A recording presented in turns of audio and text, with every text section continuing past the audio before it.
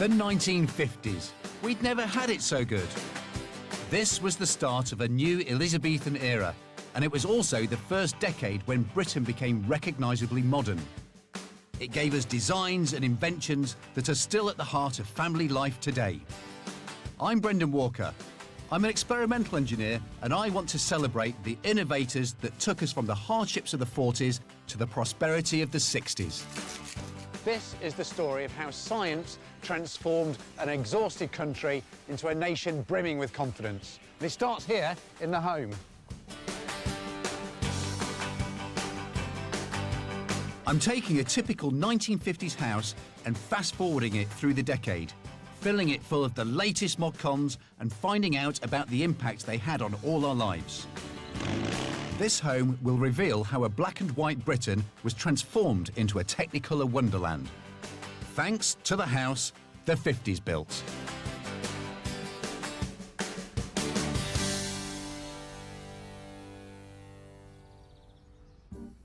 Welcome to 21 Coronation Close, where the technological revolutions of the 50s have transformed the interior into a cool, funky vision of the future. But I haven't finished yet. The outside needs a serious scientific transformation because it frankly looks like a tip. So this is what our garden and millions of others in Britain would have looked like in 1950. These vegetable patches are left over from the previous decade, where we were growing our own fruit and vegetables to help us win the war. But over here, we've still got an Anderson shelter, which was to protect the families during the Blitz, but, you know, essentially just a tin shed covered in sandbags. You really wouldn't want to spend a night in this thing. And over here, this was where the chickens were kept. The garden was the part of the home most steeped in the deprivations of the war and its aftermath, and most in need of a makeover. And yet, in just 10 short years, it would be transformed into this. A little slice of heaven, full of bright flowers and clean, modern garden design. A sumptuous room outdoors that would take centre stage in 50s family life. And to find out how it happened, I've got to go back to the start of the decade.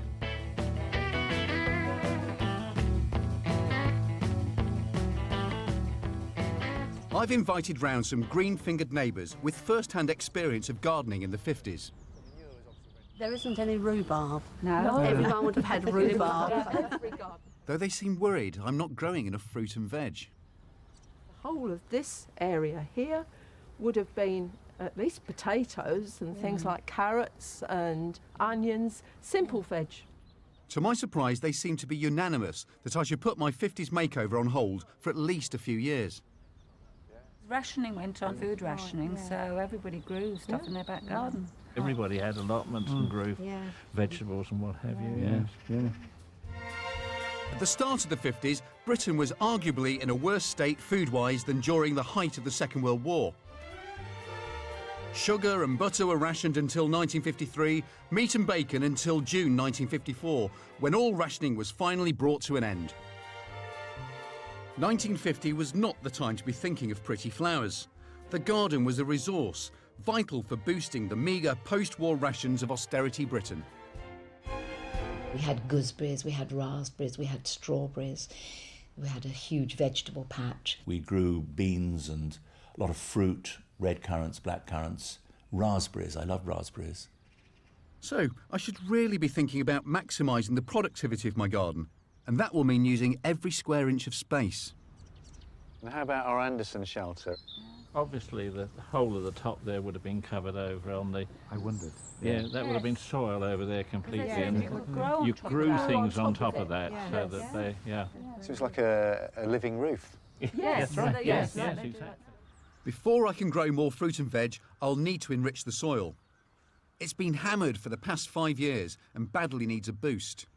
What were you feeding your plants? I think people used horse manure and we used bone to, meal. the baker, the milkman, they all had horse-driven vehicles who very kindly deposited their manure in the street.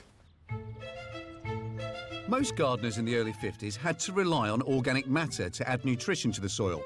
either from a compost heap or a passing tradesman. Well, not the tradesmen themselves, they're horses.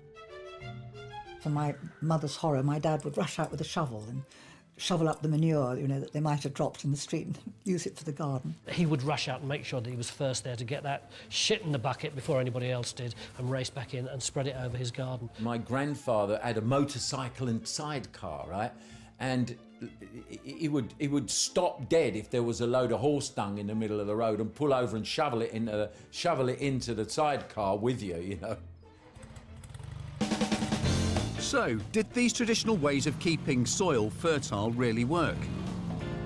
I'm off to meet Marty Jobson, my stable mate in all things scientific, to find out just what went on in the gardens of post-war Britain and why.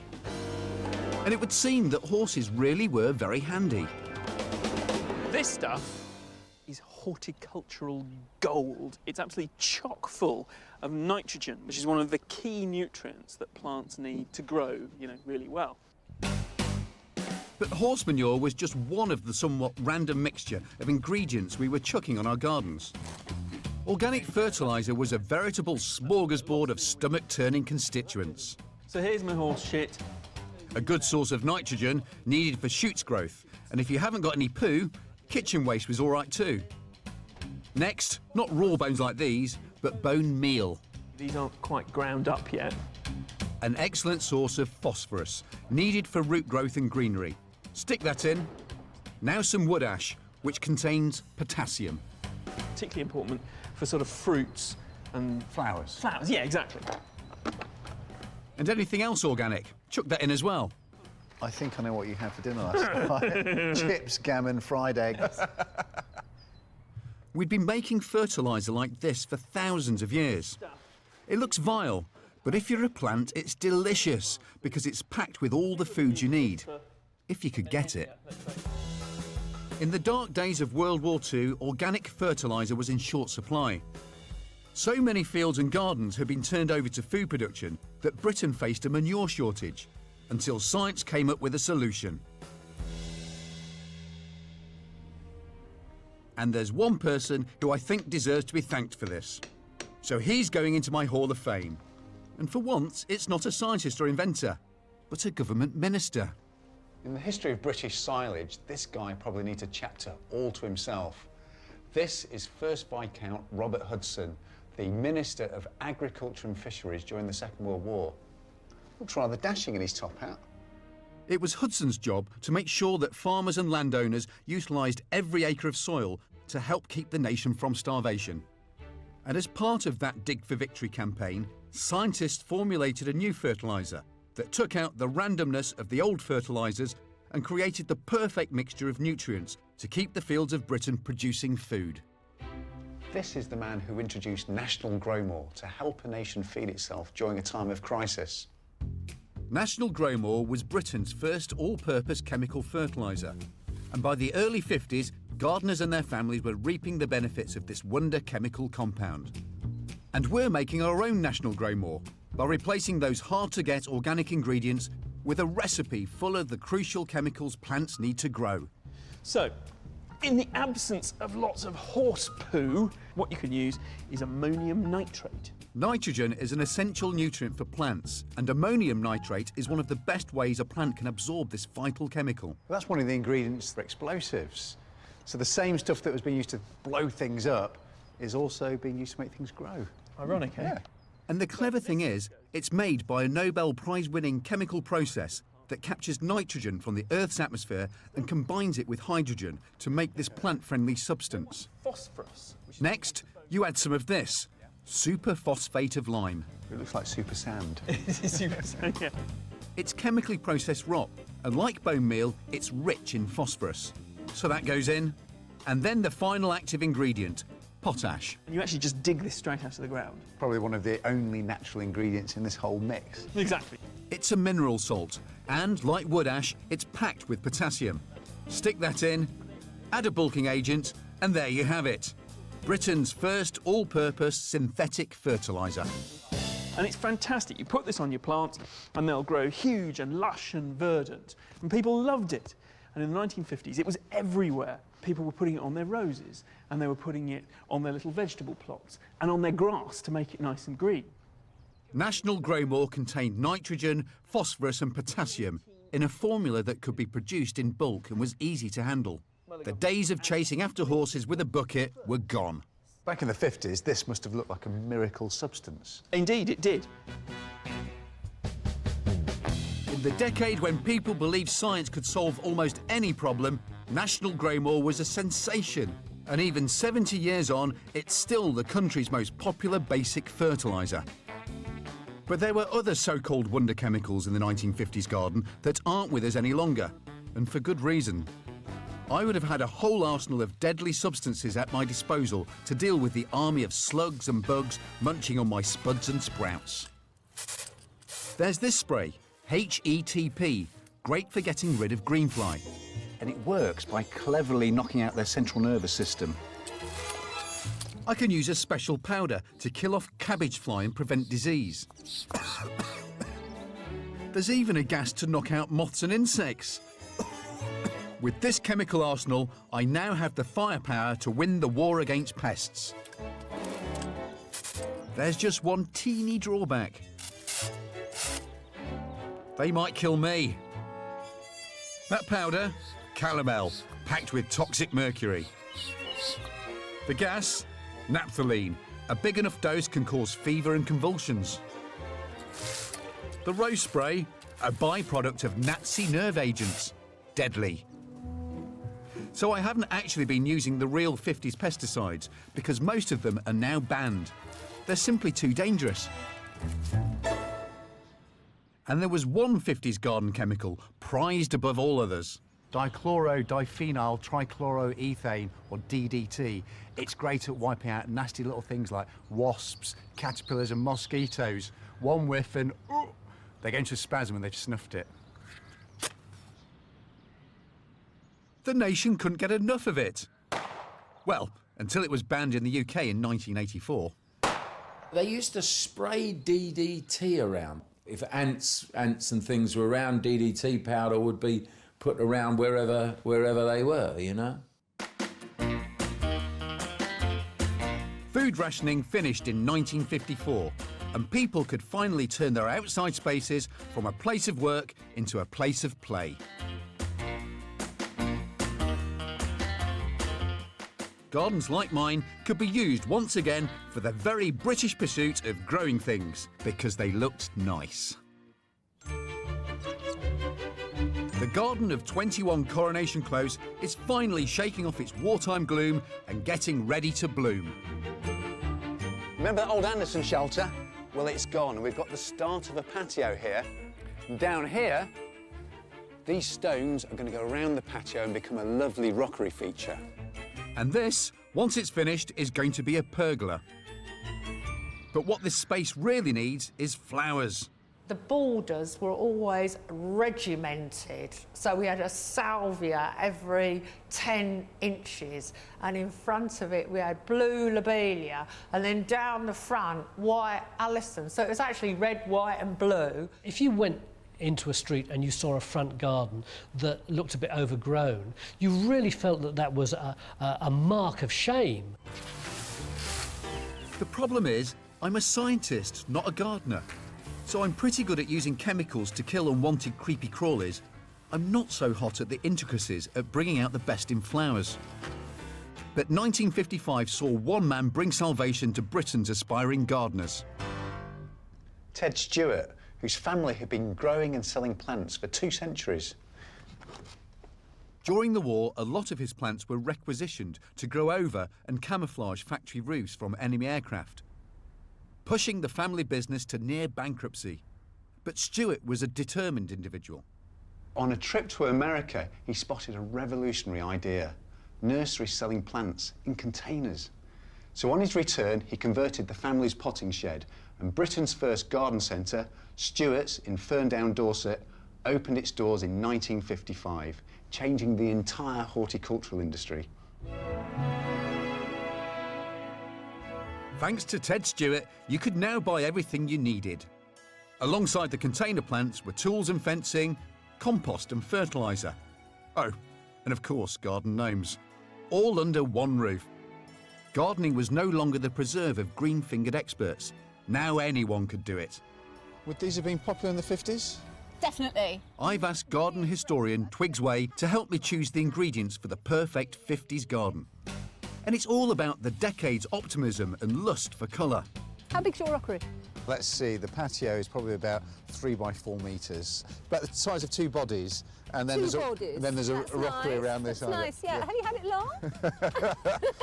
Oh, ever since Auntie Mabel and Uncle Henry passed disappeared. away. Okay. Red, white and blue, of course, was really popular in coronation year. Right, roses. We need lots of roses. 1950s garden, tons of roses. Even I know what roses are.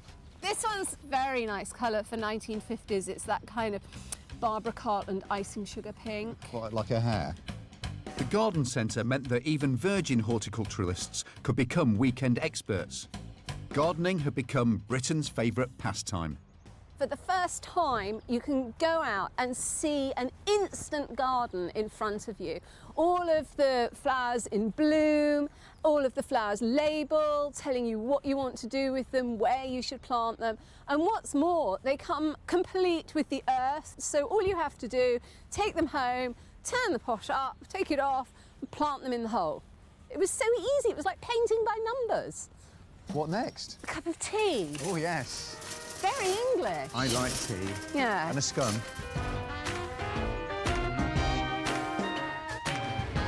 My rockery's in, the pergola's up, the patio's finished. Once I've got the flowers in, my garden will be an advert for 50s aspiration and affluence. The garden was no longer a place people worked in because they had to, but because they wanted to. And gardening became a national obsession. My grandfather was a fanatical gardener and he had a little laboratory in the house where he used to do soil tests and stuff. And this was a guy who was a train driver on the Piccadilly line. Chrysanthemums were the closest thing to pure unalloyed pleasure that my dad ever had. And in the late 50s, he became the secretary of the Wanstead and Woodford Chrysanthemum Society. And I think that was probably the proudest moment of his life.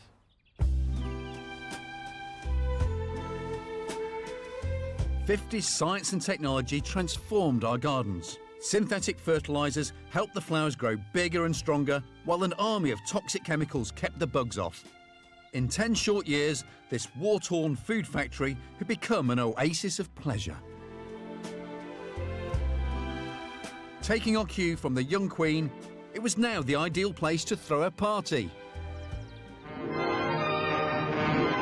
Buckingham Palace and crowds at the gates waiting for the gentry.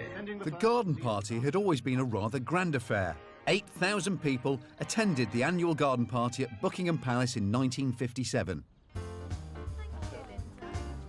I've opted for a more intimate gathering with a few neighbours.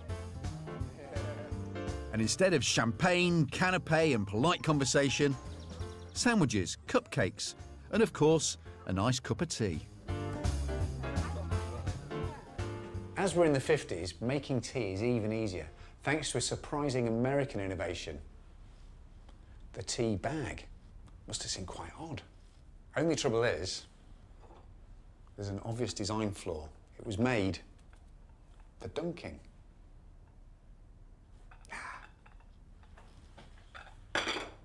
So in 1953, along comes a British firm who make what could be our nation's greatest scientific contribution of the decade.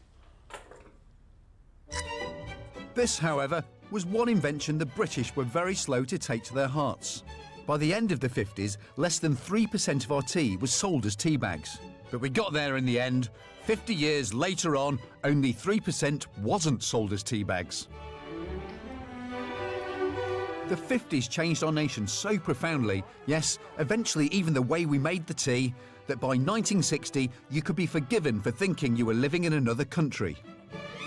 50s science and technology didn't just change the fabric of the home, it changed the nation and helped shape who we are. And the revolution wasn't finished yet. My garden at 21 Coronation Close is now the horticultural embodiment of a 1950s Britain looking to the future. The grey skies were clearing. We were becoming a more confident, optimistic and outward-looking nation. Britons wanted to broaden their horizons. Not that you could tell from the last room in my house, which needs urgent attention. The garage. It's a bit of a dumping ground, really. There's an old bicycle, deck chair, tools, luggage, furniture. It's full of rubbish. Needs a bit of a clear out. Now, you might expect to find a car in here, but in 1950, those were also in short supply. Most were pre-war, and only 1 in 7 households actually had one. This was a golden age of public transport, although that had more to do with petrol rationing and the lack of any other option than our love of sharing smoke-filled carriages with 50 other people. The most affordable option for personal transport was a motorbike. And most had a bit of an image problem. What was needed was a bit of glamour, something like the super sexy bike the super sexy Marlon Brando rode in The Wild One. And the good news was, we could have one, because it was a British engineering classic. Brando may have been Hollywood royalty, but his bike, the Triumph Thunderbird, was the monarch of the West Midlands. Launched in 1950, the Triumph Thunderbird was the world's first superbike, a glamorous mass-market motorcycle with a top speed of over 100 miles an hour. Life in the fast lane had arrived. That was a real feeling of, wow, this is modern, this is hip, this is cool, this is flying. It was wonderful. It was just a bit daring to go on a motorbike. What did we call them? Burn-ups. Hit the ton. I hope we never did, but we probably did. Curiously, the Thunderbird was the same size as other Triumphs, and yet it was much more powerful. Now, as an engineer, this is the sort of conundrum I relish. So I'm off to meet my mechanised mate, Marty, to see if we can work out just how the Thunderbird got faster without getting bigger. And it's all about understanding what happens inside an internal combustion engine. The problem is, it's quite difficult to see what goes on inside an engine, so machine maestro Marty's made his own combustion cylinder. We have here a cylinder with a piston in it. So that's just like a car engine or a motorbike engine? Exactly. There's my cylinder, that's the piston. A bean tin. Right. Now, there's a bit of a clue in the name combustion engine. It's all about combusting petrol inside a tight space. The petrol goes in the bottom of the cylinder, where it quickly turns into a vapour. We can then ignite this fuel using a spark plug connected to a battery. Basically, we're making our own controlled explosion. If we get a spark. Even a few drops of petrol can produce an explosion big enough to propel our piston over 4 metres. Of course, inside a real engine, the piston would travel up and down inside the cylinder to drive the wheels. Basically, connected to that piston will be a rod, and a little bit like an old steam locomotive, that rod can be used to drive the wheels, circular motion, on your motorbike, your car, whatever. Exactly the same. And these explosions would be happening thousands of times per minute in a 1950s motorcycle. In the past, when engineers wanted to make bikes go faster, they built bigger, heavier engines to allow bigger explosions to drive the pistons. But the approach taken by the Triumph team lay in the classic wartime British ethos of make, do and mend.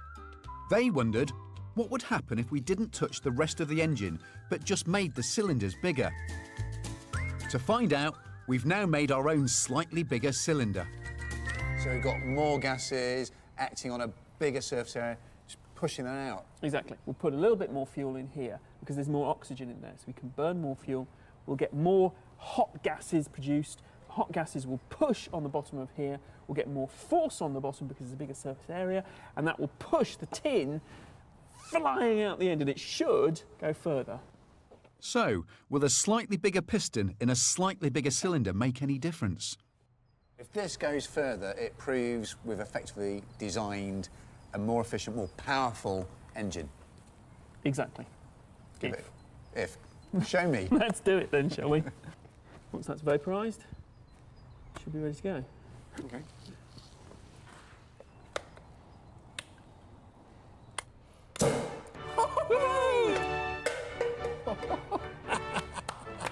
So there you go.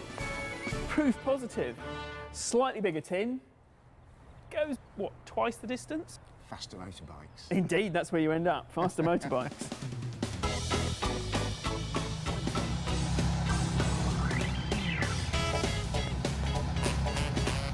And that's the simple but glorious principle Triumph applied to the Thunderbird.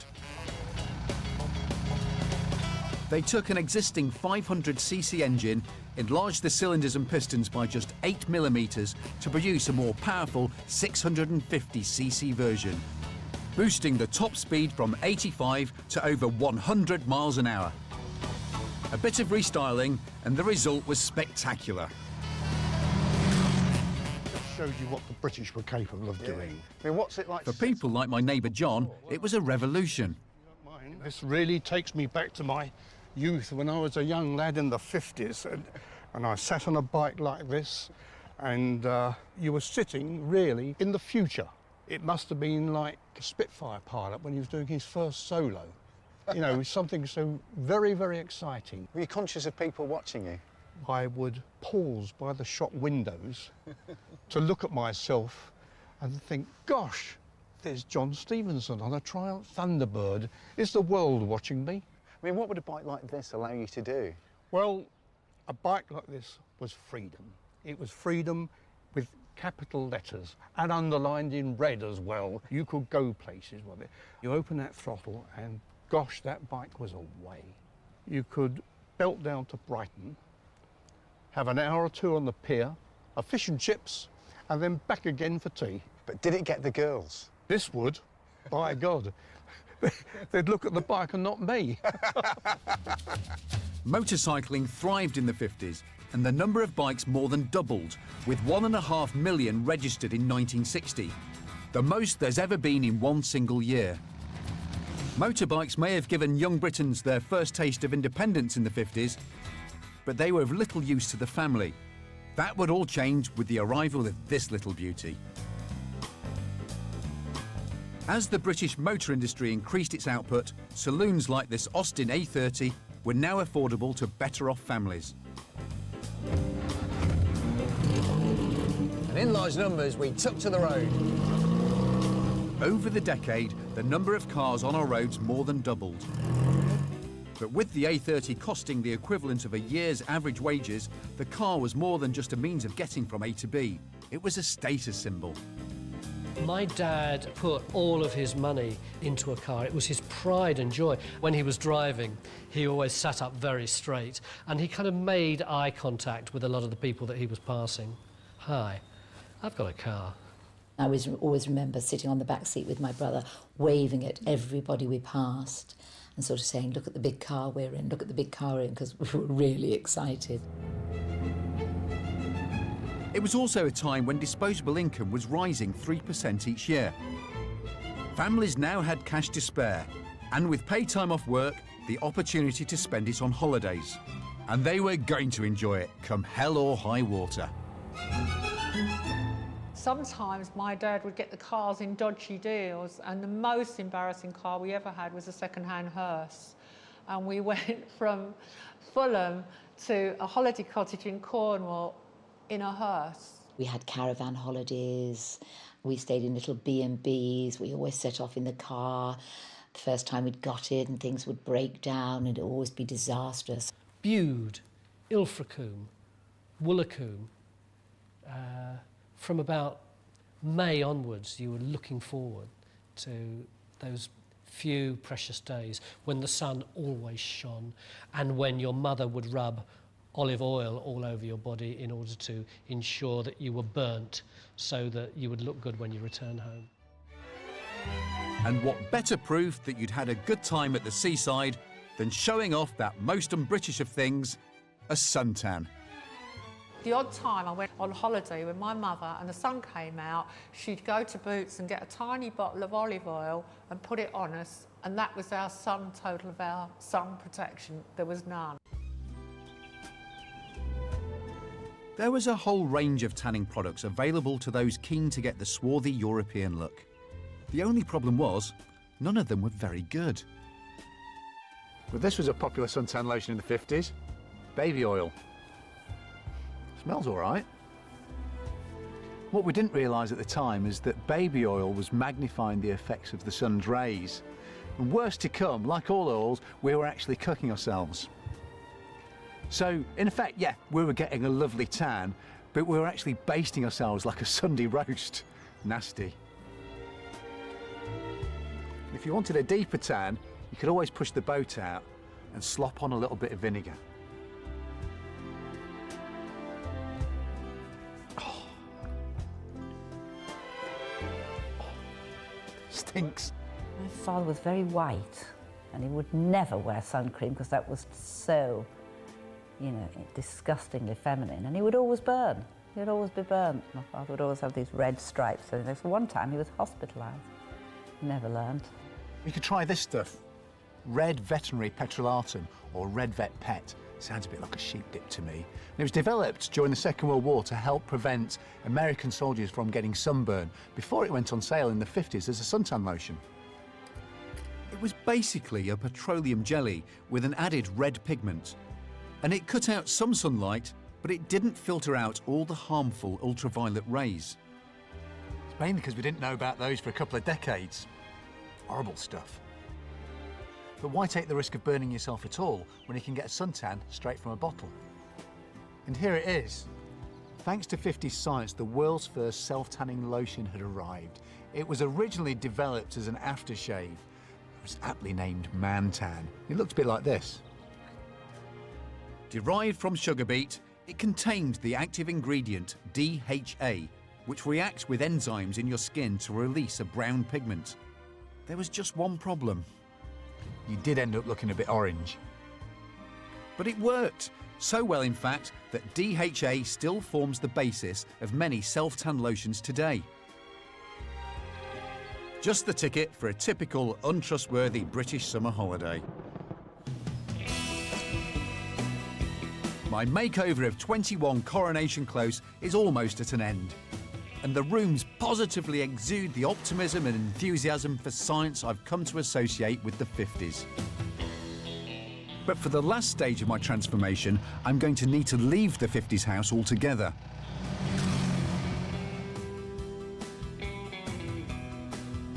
During the summer, most of us would have gone away for a week or two on holiday to the seaside, often to a holiday camp. And we'd have gone away together in large numbers. Would have been extended family members, maybe neighbours from down the street, even a factory outing. While holidays were almost always fun, they certainly weren't exotic. Going to France or Spain would have been unthinkable, you know, and I didn't even know anybody who did that. There was one boy in my class whose parents went abroad, and we just thought that was weird.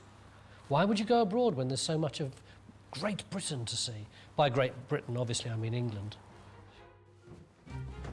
But thanks to more pioneering technology, that was all to change.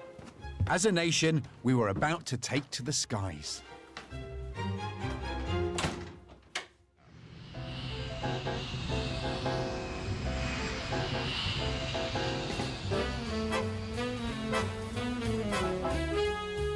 A British invention gave air travel to the masses. For me, the jet airliner has to be the greatest innovation of the 50s.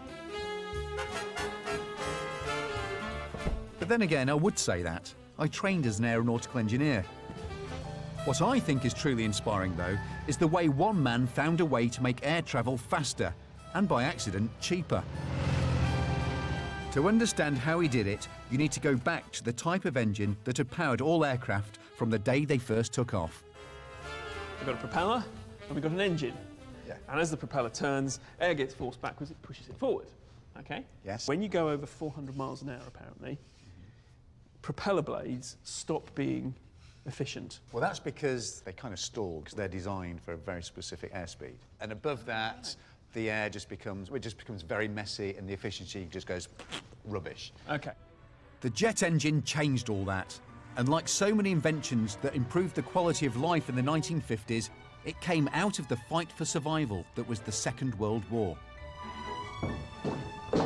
It was the brainchild of one man, RAF engineer Frank Whittle. Son of a Coventry toolmaker, Whittle initially failed his RAF medical for being too short. He was only 5 foot tall. but he went on to become a giant in aviation history. He set out to build a high-speed, high-altitude aircraft, and with the jet-powered Gloucester Meteor, he succeeded, in spite of suffering 2 nervous breakdowns on the way. He deserves an extra special place in my Hall of Fame. If it wasn't for the thrill of the jet engine, I don't think I'd have become an aviation engineer. It's thanks to Whittle that the world has shrunk and we've all become international travellers. And Whittle designed his engine to exploit an ingenious bit of classroom physics. If you burn fuel in compressed oxygen, it'll explode. Like the internal combustion engine, that's a bit difficult to see in a working jet engine. So Marty's blown the budget and decided to demonstrate the principle using a highly expensive prop. That's a pop bottle. This is the principle behind a jet engine. There's a bit of wiring, a bit of nitrocellulose. Nitrocellulose, gun cotton, it's smokeless explosive, okay? So we can ignite that remotely with this. Nitrocellulose gun cotton is a highly flammable material, and just a single spark generated by Marty's electrical firing circuit would be enough to make it combust, basically catch fire. Now, the vital ingredient for any combustion is oxygen, and the more oxygen there is, the more powerful the combustion. So in theory, if we put the gun cotton inside a container and increase the air pressure inside, we should get a bigger bang. Okay.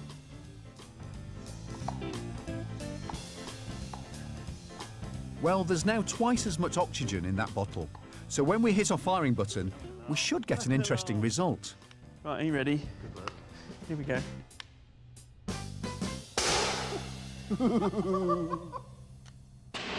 As the fuel burns in the concentrated oxygen, it produces hot gases under pressure that force their way out the back of the bottle, pushing the container forward. That was quite impressive. You like that? Yeah. I thought you would. And the power produced by burning fuel under pressure outstrips anything a propeller can do. And Whittle's genius lay in working out a way to produce that power 20,000 feet in the air. Is it a cowl? Is that the right word? Yeah, it is. He built a casing around the engine and got rid of the propeller. Well, this just means that having a cowl, which is like trying to put air through a tube, just stops all this high pressure just spurting out the side. We want it to go out the back. He then used a series of fans to suck in air from the outside and then push it into a smaller and smaller space, increasing the pressure. And he took out the traditional engine and instead he pumped fuel into the space where the engine used to be and then set fire to it. Imagine air is being scooped up by these cowls. So that's the first thing, we've got air trapped inside here. The next stage is we've got these series of compressors where the air is super compressed. And then we come to this exciting part here. We're going to squeeze, we're going to squirt some fuel into the mix, and we're going to ignite it. And that explosion creates hot gases which expand a little bit like the pop bottle. That hot gas is now absolutely at massive pressures, tens of thousands of pounds of thrust, whooshing out the back here, forcing the engine and the airplane forwards. For me, this has got to be one of the greatest inventions of the 20th century. You know, we're getting airplanes now that made the world a much smaller place. We could travel more efficiently at higher altitudes, faster. And this principle for the jet engine is still in existence today in all jet airplanes that you can find, well, commercially, in the military, wherever. It's just a fantastic piece of design. It's Whittle's genius that gave us the world's first passenger jet, the British-made Comet. Air intake here, fans to compress the air here, fuel and injection here, turbines to power the fans here, and at the back, 10,000 pounds of thrust. The royal visitors were welcomed by Sir Miles Thomas, the chairman of British Overseas Airways, at the stand showing one of the most exciting of all the exhibits. Yes, it's that famous jet airliner, the Comet, the world's fastest passenger plane. Amid the euphoria of a new queen coming to the throne, the Comet first took to the sky. Ready at London Airport for the world's first regular jetliner air service, the Comet waits to take passengers aboard en route for Johannesburg. A new age of passenger transportation had begun.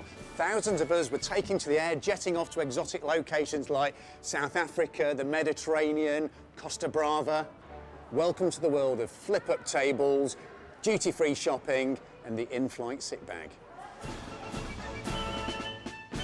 With its sheer elegance, shiny space-age fuselage and air-conditioned cabin, the Comet made its first scheduled flight on the 2nd of May 1952. I was the first stewardess on the Comet. Most had their names done for a ticket since the aircraft was still on the drawing board.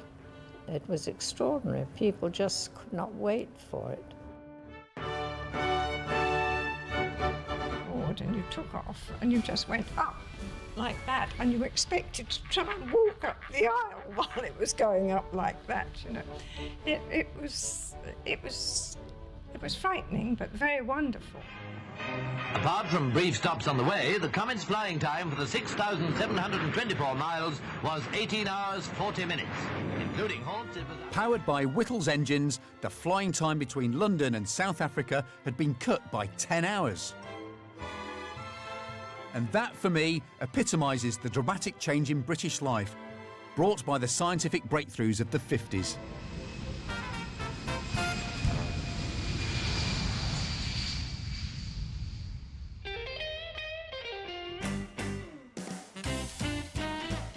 At the start of the decade, the house personified an island nation still in the shadow of austerity and struggling with the challenge of getting through one day at a time. Yet in 10 short years, the scientific revolution that transformed the home had also changed the hopes and aspirations of a nation. You look at this and I think I died and gone to heaven. Cheers. Yes. Talking to my neighbours, I've seen how the home and life became something to be enjoyed and even celebrated. What do you think? These were innovative times. Science changed what we listened to, how we cooked, what we sat on, what we ate. It had transformed the way we spent our free time, helping us to reinvent the garden and take to the roads, and even the skies in large numbers. We were able to travel faster, more affordably, and cover greater distances than ever before. Technology had freed women from domestic servitude, helped give birth to the teenager, and propelled family life into the modern age. This was the house, the home, the nation the 50s built. We had this extraordinary explosion of things happening. It brought in all the dreams, if you like, that we'd all had. I think colour sort of seeped into this bleached world throughout the decade. I think there was a general feeling that, as you know, Macmillan famously said, you'd never had it so good. The 60s wouldn't have seemed nearly so wonderful and extraordinary if the 50s hadn't happened before. It was all prefigured in the late 1950s. It was all there, waiting for the explosion to happen.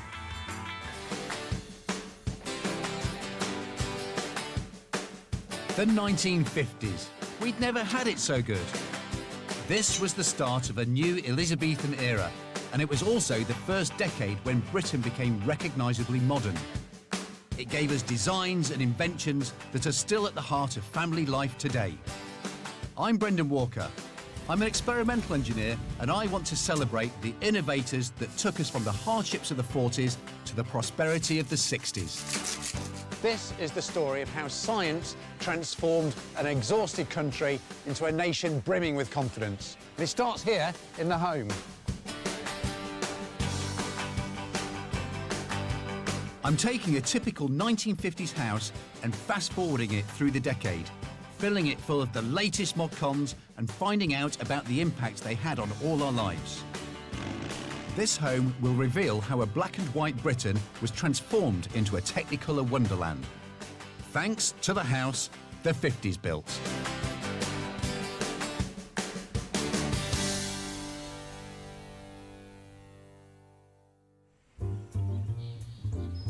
Welcome to 21 Coronation Close, where we've recreated a post-war home. Science and technology are going to give it a complete 50s makeover. This is what our living room and millions of others would have looked like in Britain at the start of the 50s. In fact, it's just how I remember my auntie's living room being. You can imagine the family laid out here, facing a lovely roaring fire, a little bit sooty, a bit dusty. It's warm, but it's just so drab. Dark colours, dark, heavy furniture. It's no wonder that people only came in here on holy days and high days. This room seems to sum up 1950 Britain. Dark and austere, little that was new, and a lot that was hand-me-down from your parents. But in 10 short years, it would be transformed into this. A living room you might actually want to live in, and to show off. Full of colour and creativity, a hub of family entertainment. To find out how it changed, I have to go back to the start of the decade and the dark days of post-war Britain. Come in, please. I've invited a few people from the local bowls club round for traditional afternoon tea. Ladies first, I think. Shall I be mother and serve tea? Over cake and sandwiches, crusts cut off, I ask how their living rooms appeared in 1950. It was all dark, very dark. I don't think the paint was altered right the way through the war. No. All they did was a spring clean. The ceiling was washed over. The curtains were cleaned because with the fires and everything else, it got so filthy. When people started to spring clean and they took the pictures off the wall, you could see where they'd been. Oh, yeah. From all the tobacco and nicotine and what have you, it had all stained the walls. I'm really interested in the colours that were in the living room around that time. And what kind of things would you have seen? Everybody seemed to have green and browns. You know, not much choice at all. There wasn't any choice. But if you like green, I suppose it was all right. By the start of the 50s, the nation was ready to shake off the monotone austerity of the past and look to the future. People wanted to modernise. They wanted to get away from the wartime feeling because we had been kept down so much that people were looking for bright colours in every way. And they found colour at the Festival of Britain in 1951. I went to the Festival of Britain and it was wonderful and inspiring after all the dreariness of war. We went round with our mouths open because of all the latest innovations, all the changes in industry, science, technology, design. Cost a shilling. It was a world of colour and people wanted it in their homes. Now, the simplest way, you might think, would be a lick of bright paint. But in 1950, that was far from simple. During the war, paint production had been under government control. Unsurprisingly, what little paint that did appear afterwards was dominated by camouflage colours, grey, green and brown, and was largely the preserve of the professional decorator. They had to have professionals because they had to make the paint in those days, because only they would have had the knowledge of what to put with what and the quantities, etc. Yeah. Bernard Dykes learnt his trade as a 15-year-old when paint had to be mixed on site, a notoriously difficult and dangerous job. So if we're going to make the paste now, we should be wearing some protection, shouldn't we? Yeah, we should indeed, yes. Okay. We don't want to inhale any of this white lead dust. In the 50s, paint was a pretty high-octane cocktail of lead, toxic, linseed oil, combustible, and terps, which was flammable. You can actually, it stinks. It doesn't stink, it's a beautiful smell. I can see why you'd want a professional to do this job. And there we are.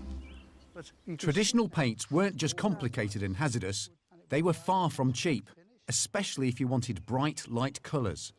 The affordable options came in shades of dark and drab. So how did science make paint safe enough for all of us to just slap it on a wall? Well, the magic ingredient had a rather unlikely source: crude oil. Demand for fuel doubled during the 50s as car ownership grew. Man's desire for freedom of movement has been fulfilled with petroleum. As the petrochemical industry boomed, so did the range of byproducts, as scientists discovered more and more chemicals in crude oil that would transform household paint and almost every aspect of our home. The 50s was the petrochemical decade, and there's one man we have to thank for all of this. Let's step back from the 1950s to the 1850s. This is James Young. Now, James was the world's first oil man. He invented the process for separating out different petrochemicals. oil refining. But his oil refinery wasn't in Texas, it was in Scotland. This is going to be my Hall of Fame to celebrate the scientists and innovators who helped transform our living rooms in the 50s. Thanks to James Young, we can extract all manner of useful things from crude oil, including the magic ingredient used to make safe household paint. All I need now is an oil refinery.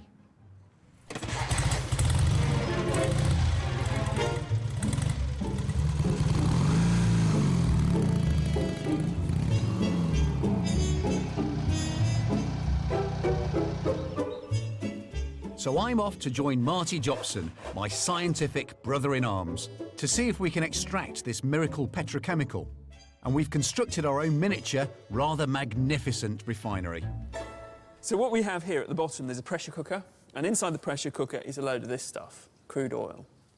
To break down crude oil into its component parts, you need to heat it. Crude oil, boil it up, comes at the tube, the bits we don't want drop to the bottom, the bits we do want at the right temperature come out the top as a gas. It condenses, turns into a liquid, dribbles down, we collect it in the pot. No, it's warming up slowly. As the oil heats up, different chemicals evaporate off and can be collected one by one. Now, if we've built this properly, we should shortly see a chemical boiling off. And the first one at 40 degrees Celsius will be liquid petroleum gas, LPG. Condensing in there. Can you see on the wall? True enough, these gases start rising and condensing in our distillation tower. Oh. But rather than dribbling into a jam jar, they escape through a leak. It's leaking somewhere, isn't it? That should stop it. Marty bodges a fix. We don't want to lose the next chemical. The temperature continues to rise. Oh, look. And at around 80 degrees, a second liquid starts to appear. Oh, no.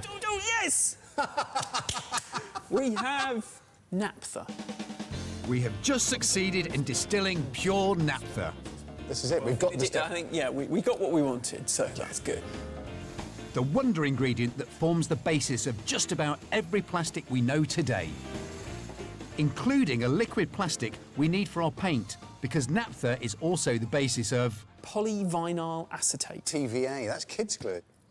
Not sure how much. PVA put the thick and sticky into safer water-based paints. 1, 2. Okay, right, do you want to paint it on for us? Okay. Paint a section. Water-based paint without PVA is clearly useless. Look at that. It's a nice colour. There's a bit of a problem. It's not really sticking, is it? And it's see-through, and it's just all horribly streaky. But not so with kids' glue in the mix. So what we've made here, actually, is a vinyl emulsion. And it's the polyvinyl acetate that safely binds the pigment in a consistent colour, giving cheap, bright, ready-mix paint in a tin. Imagine being able to buy that stuff in the 50s down the shop. It's non-toxic, it sticks to the wall, it's bright, it's vibrant. Yeah, that looks good. Modern synthetic wall paint, suddenly, you know, 1 coat, 2 coat, bang, wow, you had a new, bright, clean colour. And it was the same colour. And it was the same colour that was on the chart and in the tin. By the late 50s, the colour card was commonplace in British homes. An explosion of brightly coloured emulsion paints with exotic names like Siamese Pink and New Bamboo. What that explosion offered was a new democracy in colour. For the first time in the 50s, colour was no longer a class issue, because every paint colour, thanks to petrochemicals, was the same price. I painted one wall white and one wall yellow. Oh yes, you could buy paint, because do-it-yourself became terribly popular. Don't I know? The whole of our house seemed to be permanently being redecorated. Every year, 1 or 2 rooms would be redecorated. PVA-based paint. I mean, that's fantastic. This must have been a real revolution to you as a painter. It went on easy and it dried within a couple of hours. And of course, it also made it easy for DIY people, because you could paint the wall now, couldn't you? Well, I suppose I could go down to the shop, pick up a can of paint, come home and do it myself. In a I could just in a slap it on the wall. Start of the DIY revolution, yes. There we are. You'd probably be better with a roller, wouldn't you? Thanks to synthetic paints, people could have colour and they could do the decorating themselves. Just one coat has kick-started our 50s makeover. The living room feels really bright and jolly, making it a space I might now want to spend time in.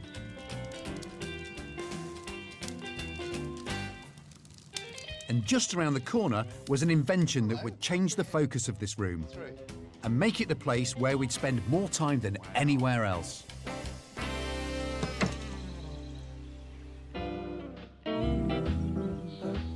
I'm using this house to investigate the inventions and innovations of the 1950s that changed the way we lived.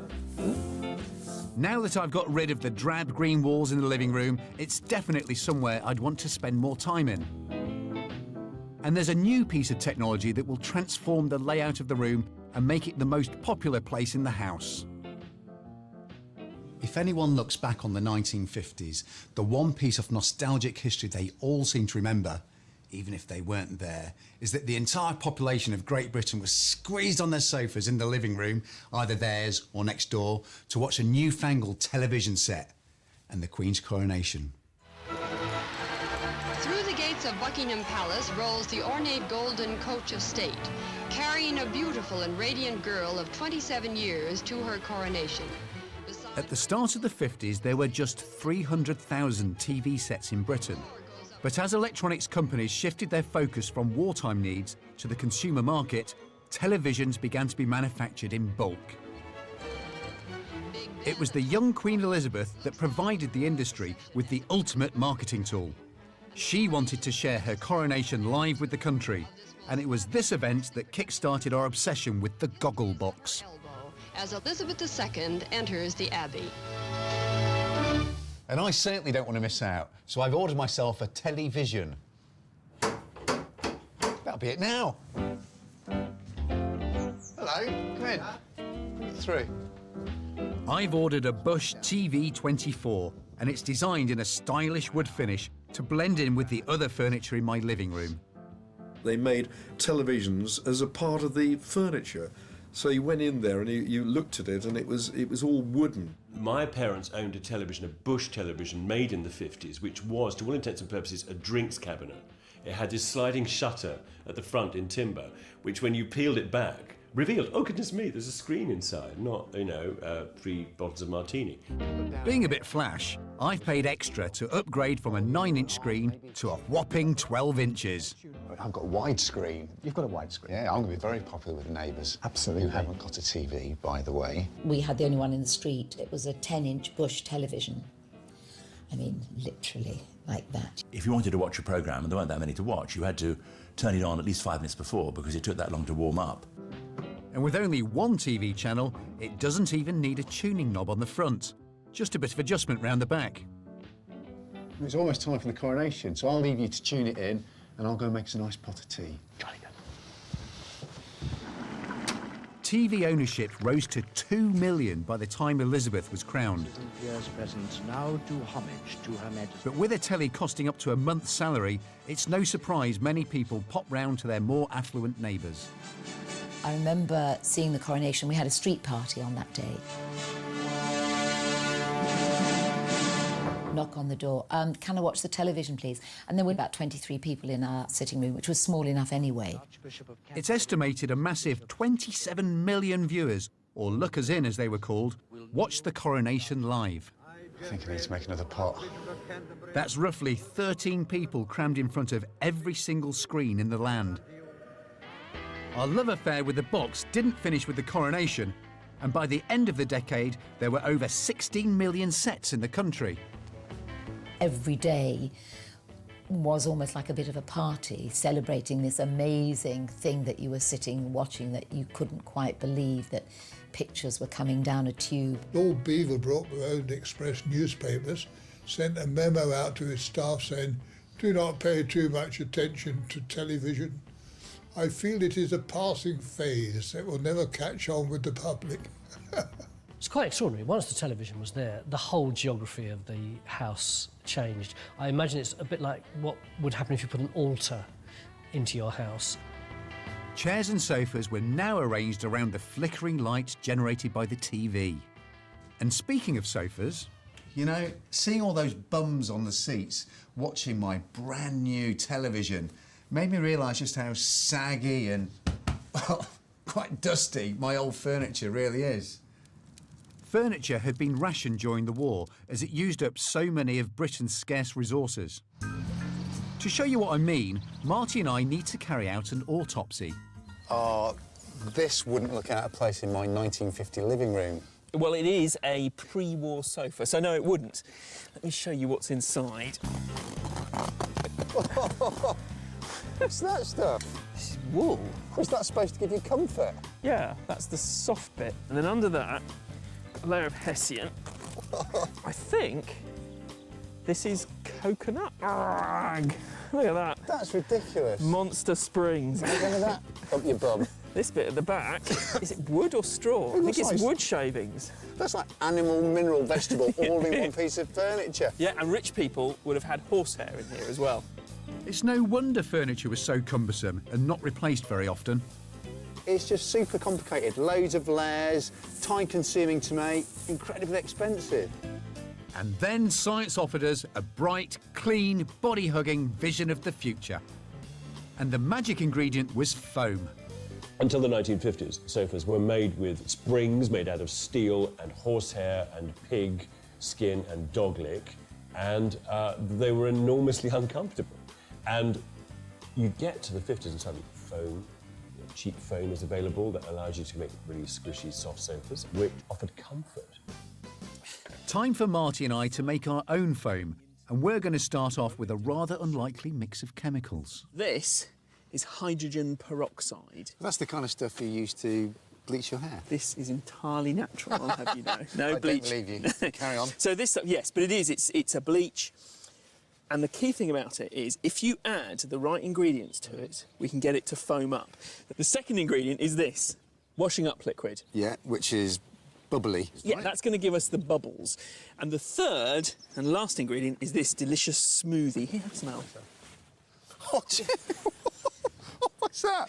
That is chopped liver, because inside liver is a chemical called a peroxidase. Right. And the peroxidase makes the hydrogen peroxide change to water and oxygen, which is a gas. So we create a load of gas inside the liquids, and we should get a foam. Is that sort of a fizzy liver?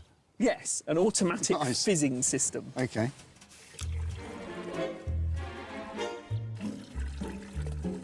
And now the liver.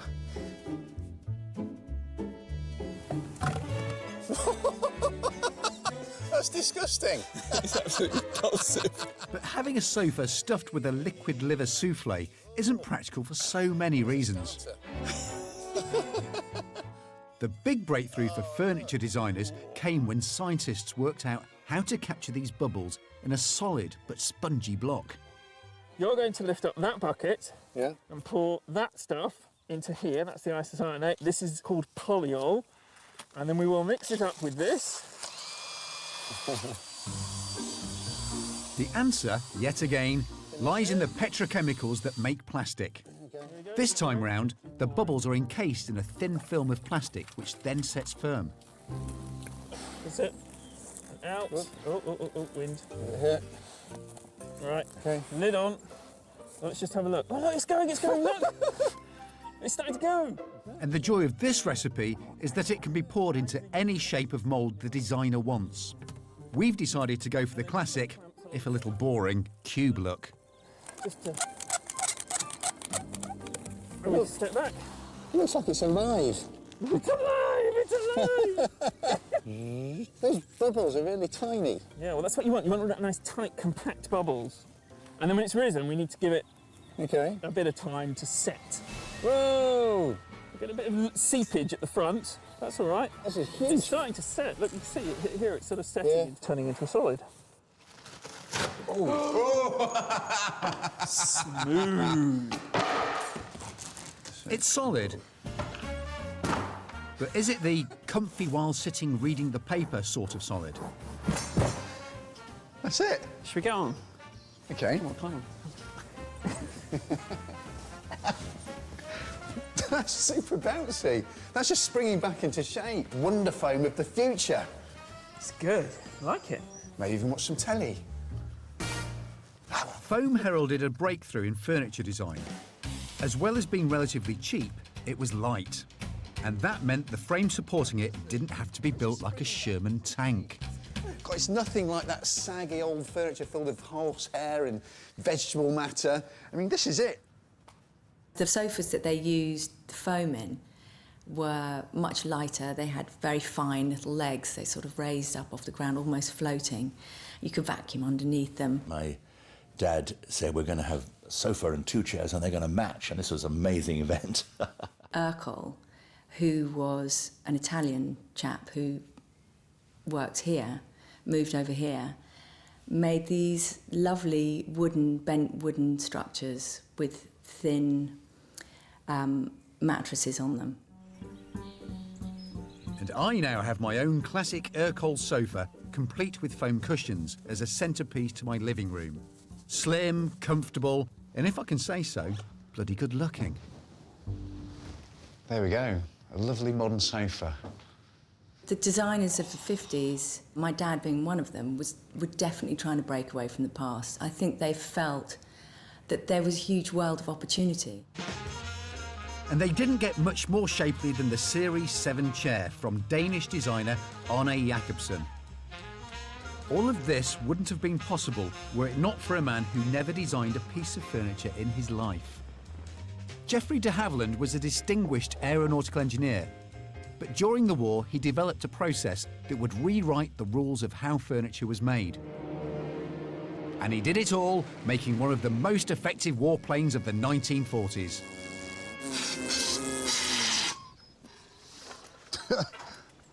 I know it's a programme about the home, but you'll forgive an aeronautical engineer if he gets excited about an aeroplane.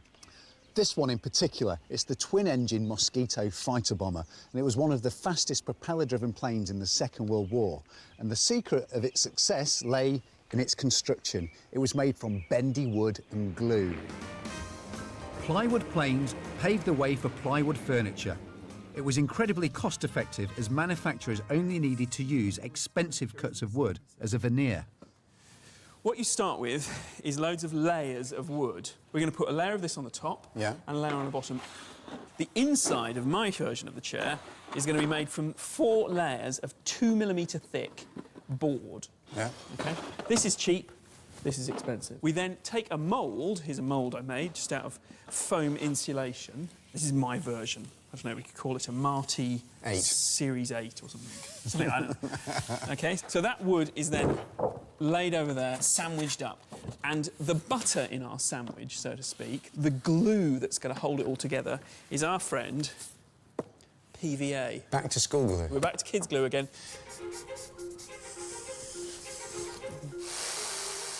The magic of PVA is that when it sets rock hard, turning a few flimsy pieces of board and wood veneer into plywood, a material stronger than wood itself. The glue needs to be set under pressure, either by applying a press or using a vacuum pack. So now what we need to do is bend it down, and as it bends down, kind of pull the plastic out so that it doesn't get tucked in underneath. Right, can you see it going? There's a lot of pressure on there. That's absolutely That's really fantastic. good, isn't it? I can actually see the chair shape in that. Yeah. So how long is it going to take? Well, until the glue sets, 6 hours at least. 3, 2, 1. Let's see whether she's worked. Oh, it's held.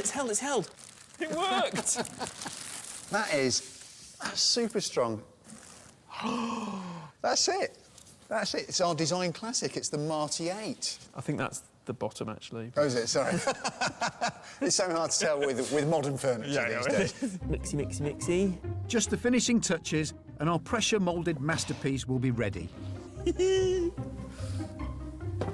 at that! Look at those curves. Suddenly you've got this chair which is stackable, easy to use, but it's one piece of wood. I mean, imagine seeing that for the first time as a designer, the kind of possibilities that suddenly open up for making incredibly easy to produce, mass-producible furniture that loads of people could enjoy. I mean, this is going to look stunning. Mass-produced furniture with brands like G-Plan became the aspirational housewives must-have. It was a whole new way of looking at things. Very natural, uncomplicated. and it was a real breath of fresh air. It looks like I'll soon have a funky living room that will be the envy of my neighbours. Although it's already got the makings for a classic family evening in. You can just imagine it, can't you? 1950s Idyll. Mum and Dad watching their new TV set, kids playing happily with a jigsaw on the floor. Oh, happy families. But there's a problem. A dirty, smoky centrepiece that could ruin the whole room. If we want a bright, healthy home, it'll have to go.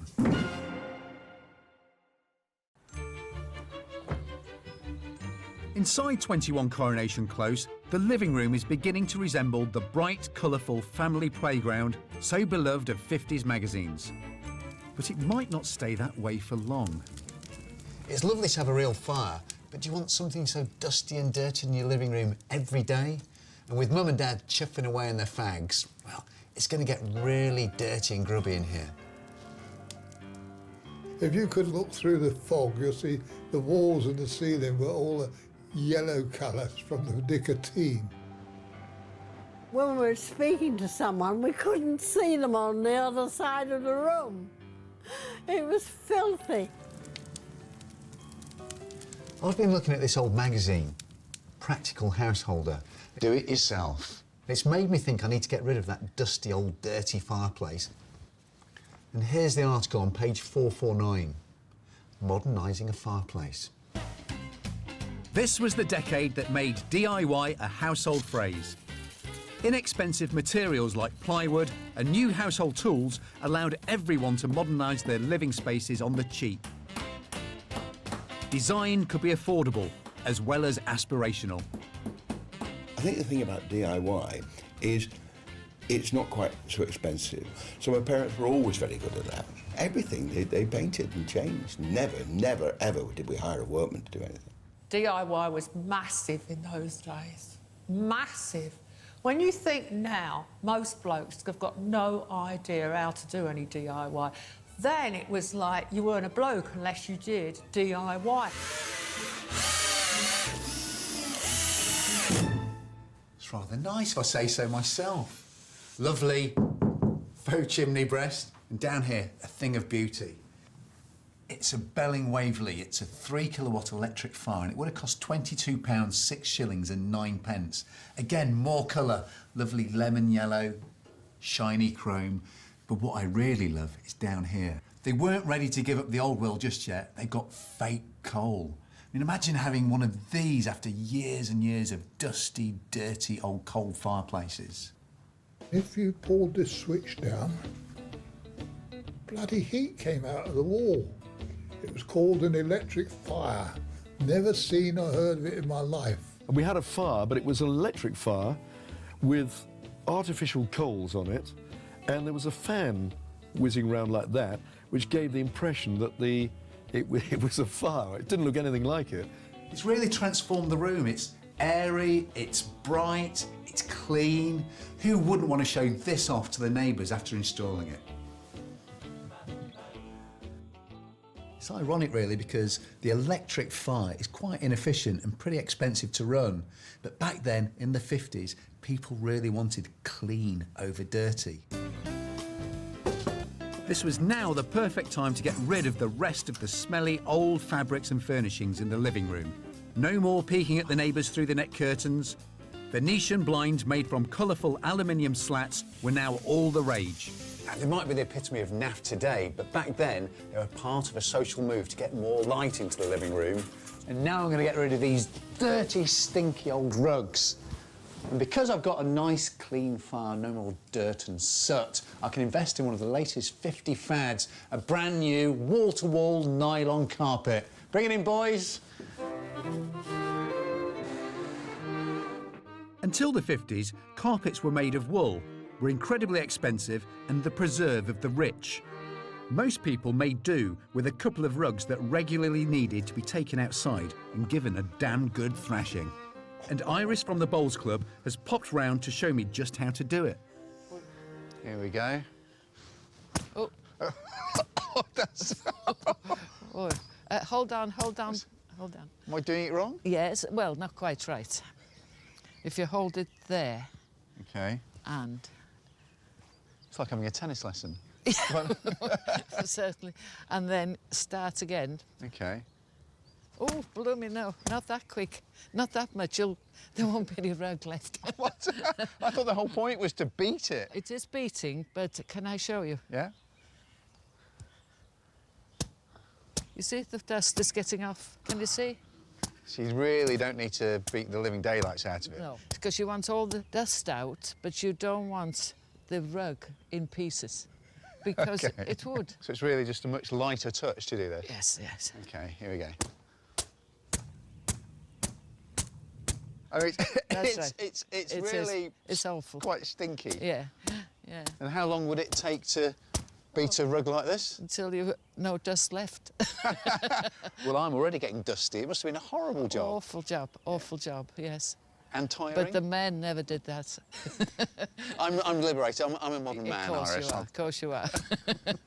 You're doing well, you're doing well.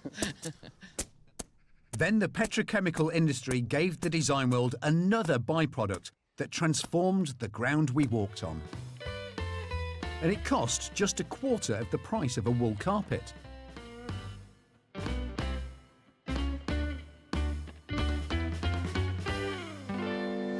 Feel that. It's gorgeous. And thanks to mass-produced man-made fibres, you were able to get wall-to-wall luxury, warmth and colour. And a room this size would probably cost around, well, 25 quid to carpet, not much more than an electric fire. And at that price, I think I'm going to do upstairs. In just 1 year, carpet sales doubled. An explosion of colour spread across the floors of Britain. We had patterned carpets. Now I would look at them and think, oh my God, that is so hideous. You could have bright colours. It was warm and cosy. It was sort of luxurious. Take a young couple. As carpet sales rose, so did the must-have appliance to make light work of keeping them clean. And you have the perfect setting for a new Hoover cleaner. Right from the start, carpets need the care and the protection only a Hoover can give. One company name became synonymous with cleaning carpets. But I think it's about time we celebrated another little-known hero of mine. This is James Spangler, a janitor from Ohio. In 1907, he built a contraption using an electric fan, a soapbox, and a pillowcase that sucked up dust. The first practical domestic vacuum cleaner. He later sold his idea to his cousin's husband, a certain William Hoover. If things had have turned out differently, we may now talk about spangling the living room carpet. By the end of the 50s, 2/3 of Britain's housewives were hoovering to their heart's content. Iris, I mean, after all that back-breaking, beating rugs, getting one of these, it must have been such a revolution. Like magic. You must have had to save up for one. My husband gave up smoking for 3 months to save to get one.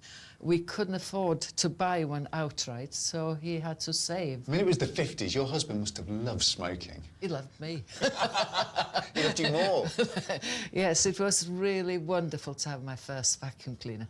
But it's only when you unplug it from the socket and take a look at the vacuum cleaner's innards that you see just how clever an invention it is.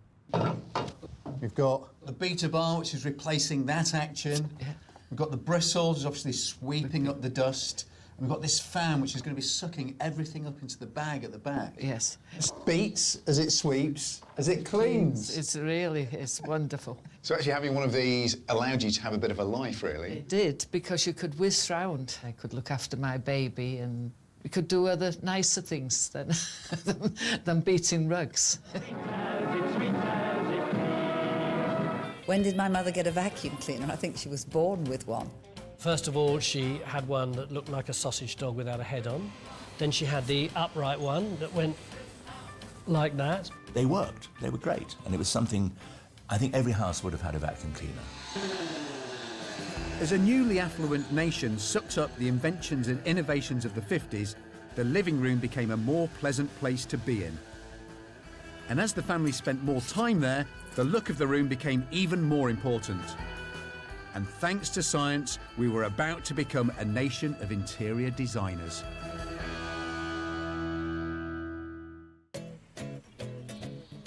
The living room of Coronation Close is fast becoming a beacon for 1950s affluence and aspiration.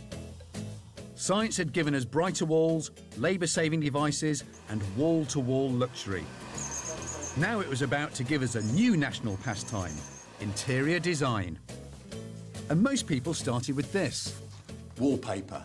This was the age of the feature wall. And since paper has stopped being rationed, I saved up my money, I've gone down the shops, I bought my wallpaper, and I've come home to hang it. Petrochemical science gave us a new glue. Polycell, launched in 1953, was Britain's first out-of-the-bag, water-soluble wallpaper paste. And atomic science gave us the design itself. This isn't just an abstract pattern, it's a symbol of the ongoing 50s love affair between design and science. It's actually a representation of the molecular structure of nylon. And if ever there was a sign of embracing the man-made world, then this was it. We had a big thing about geometric designs on wallpaper. Actually, I think it was pretty hideous, but maybe it was easier than flowers, I don't know. Must have seemed quite a defiant act of design against all the wallpapers of history. The influence of science and technology went way beyond just wallpaper. There was something that was really popular at the end of the 50s, something that will go well with this molecular design wallpaper. It's an atomic-inspired clock, a burst of atoms and electrons in your own living room. Look at that, that's pretty groovy, isn't it? And maybe a magazine rack with these baubles which represent electrons whizzing around. It's all very cool, it's all really futuristic. The living room's so much more colourful, it's brighter. But there's just one thing standing between me and the future. The dark, heavy curtains still hanging over the French doors. I've got plans for that. This is the sort of fabric that would have been very popular in the 50s. It's really different to what they would have been able to get hold of before, and you can see the influence of painters like Picasso with the black lines. It's very bold, it's very sort of stark, it's a real statement piece, and I think that it goes along with the whole feeling of the time. New man-made fabrics, new dyes, new printing methods gave 50s designers a revolutionary new canvas. It was the first time that bright coloured prints and clashing prints were allowed to happen and were accepted, and now you can't go into a high street store without seeing some designer who's been influenced or some collection that's been influenced by the 1950s. So, but good design should be like that. And there was one designer who brought 50s style to all.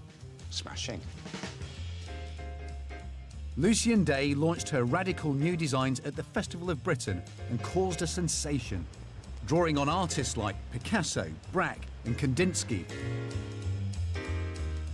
For me, as a design engineer, I've just got to include Lucienne Day in my Hall of Fame. I mean, she really epitomises the unique marriage that was going on between science and design in the 50s. What I love about Lucienne is the way she encouraged ordinary people to express themselves through bold patterns and colours in their home. The 50s designers definitely left a legacy of smiles, that's for certain. It was a very happy decade, and that's totally reflected in the colour, the shapes, just the happiness and the optimism that shone through. So this is it. This is my 1959 living room finished. I think it's looking pretty groovy. And I kind of feel liberated, set free from the hangovers of the war. And all this is happening before the social revolution of the 60s. The living room of 1950 was a space where fun feared to tread. It was almost anti-design, with a generation of heavy drapes, dark austere colours and clapped-out furniture. But in 10 short years, a series of innovations had fueled a domestic revolution, with scientists and the petrochemical industry helping make this a place that wasn't just for Sundays and funerals, but a stylish hub of family life. The living room was a room for living in. A room to work, rest and play. A cocktail cabinet. Drink, anyone? By the end of the 50s, home entertaining was all the rage. Thanks to innovative design and scientific breakthrough, people had rooms to show off and to entertain their friends in. Gin martini. A gin martini. A gin and tonic for me, please. Gin and tonic. The cocktail connoisseur James Bond first appeared in 1953 in the novel Casino Royale. Thank you very much. And came to symbolise a decadent lifestyle so many people aspired to. Thank you. Thank you very much. By the end of the 50s, design was available to everybody. A cigarette? It was either affordable or you just did it yourself. So if you visited somebody who had a living room like this, would you think it was a groovy living room? Oh, definitely. Yeah, absolutely. Yes, very with it. Yeah. Yes. It's impossible not to feel the excitement that this domestic progress would have created for a post-war generation. From austerity, smoke and rationing, to colour, design and technology. I toast the 50s. Bottoms up.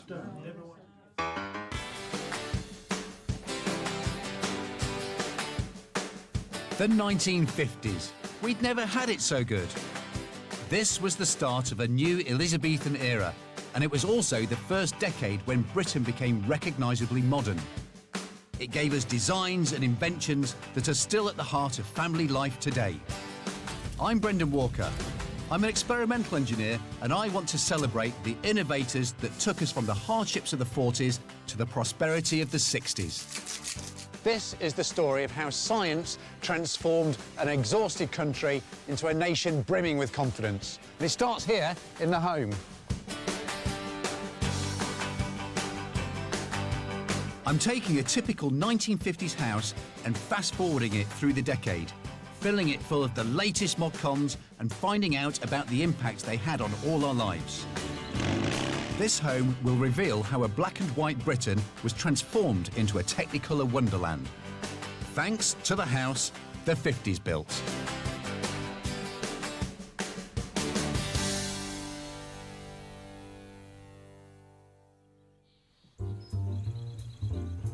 Welcome to 21 Coronation Close, where we're turning the 50s embrace of all things scientific to the rooms where we spent a third of our lives. Although we tended to be unconscious at the time.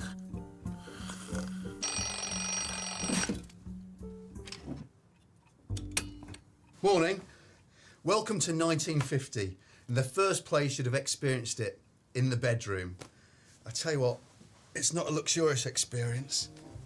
The 1950 bedroom was good for little more than sleep. The post-war furnishings were sparse and small. There were few clothes. And even fewer personal luxuries. This was a room that was purely practical. In 1950, there really wasn't very much to keep you up in this part of the house. It's uniform, austere and functional. And that Spartan theme is repeated in the next-door kid's bedroom. This is the room of a typical 15-year-old girl at the start of the decade. Feels more like the room of a child, but by the end of the 50s, a revolution would have changed it beyond recognition.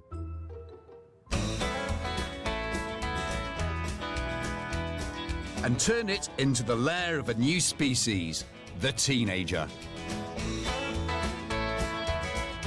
And everything that would define them, clothes, makeup, music, was a result of a series of breakthroughs in science and technology. To find out how, I need to go back to the start of the decade. I've invited a group of neighbours around who witnessed the birth of the teenager at first hand. We never had fitted wardrobes, we always had little freestanding wardrobes. Remember the headboard? You'd always have a chair at the side, fold your clothes up when you went to bed. And plenty of ex-army issue blankets. What were your clothes like in the early 50s? I think, on the whole, like mini versions of your parents. Yeah. I remember my mum in a frock like Definitely, yeah. We didn't have choices as to what clothes we were going to wear. We were basically told and or You might given. have been allowed to go to the shops and say, Yes. well, do you want that one or that one? But that would be it. I was looking through some photographs, and the only holiday we ever went to was Skegness, and I was there on the beach with my school blazer and cap on, because that was the only jacket that I'd got. At the beginning of the 50s, teens were basically children, and then one day they became mini-adults. Almost all young people lived at home until their early 20s, when they married, moved out and set up an adult home of their own. And while they were living with their parents, they were expected to behave, act and dress according to the grown-ups' rules. I was so old-fashioned. It was dreadful. There was not even a spark of anything fashionable about it. Back in the 50s, sense of fashion was the point. You're going to have one pair of shoes, one pair of trousers, a couple of shirts and a jumper. That's it. Fashion, smashing. Part of the problem was that clothes were in short supply. What am I going to wear? Clothes rationing had only ended in 1949, and utility clothing, effectively a civilian uniform, was only phased out in 1952. Even when available, most were made from natural materials, fibres like wool, cotton, silk, and that had certain drawbacks.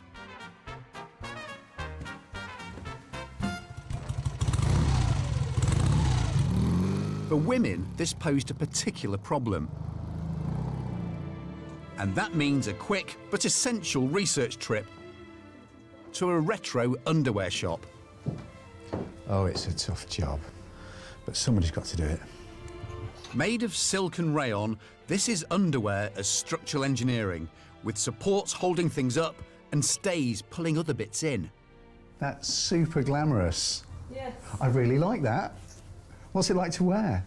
Well, doesn't give much, you know, holds you in nicely, but lots of boning and the fabric's really thick and stockings are really thick. Yeah, a bit wrinkly.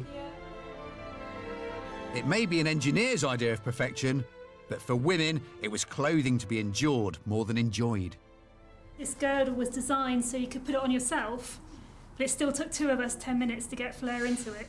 I can imagine this would be really hot in the summer, just chafe. I think, you know, I feel like if I was to walk around in this all day, it would probably, you know, rub in all sorts of places all the time, and can't even imagine going out jiving wearing something like this. But a scientific breakthrough was about to bring salvation to British women. As scientists strive to find alternatives to the natural fibres we'd relied upon for thousands of years. And they'd found the solution in the unlikely form of crude oil. I'm going to meet my partner in progress, Marty Jobson, to see if we can create fabric from fuel. And the first thing we need to do is work out what gives natural fibres their unique properties. It's silk. Super strong, shiny.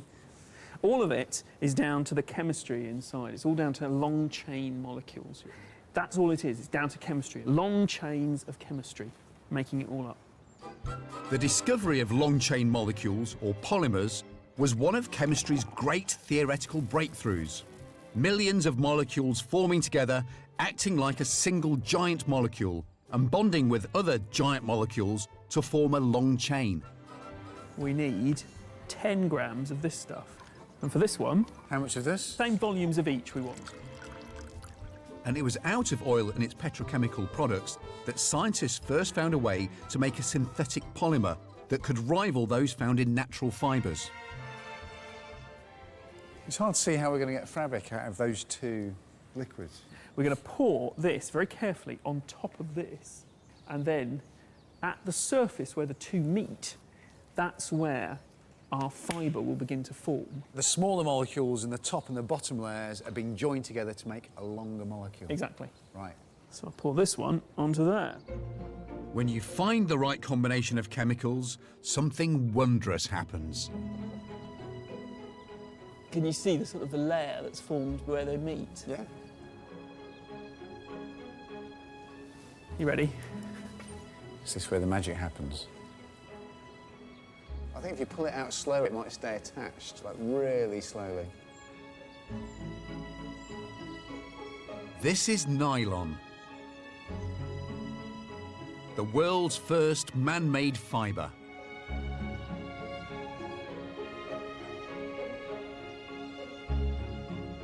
Industrial processes spin this fibre into a thread which can be woven into light, silky material.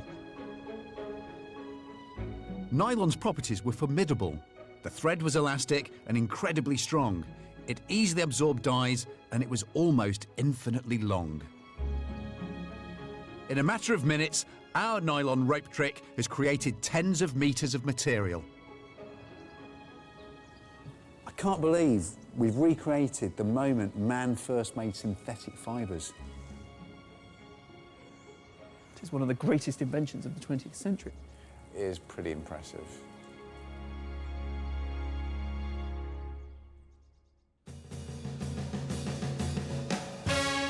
Oh my word. That's fantastic. That's quite different. Very different. When it hit Britain in the early 50s, nylon arguably changed the lives of more British women than any other invention, because it made underwear work with the body and not against it. It's just so much easier to wear. I mean, it still nips you in and smooths you out and in all the right places, but it's just lighter, and the stockings are just nice and sheer and not quite so baggy around the ankles. Once they started making nylon stockings, you could do a lot sheerer stockings than the silk and rayon ones. They just feel a lot sexier. Yeah. It just feels so much better, and you know, just less restrictive, and yeah. You could dance in this. Absolutely. Yeah. Go driving and, you know, do the twist in this. It's fantastic.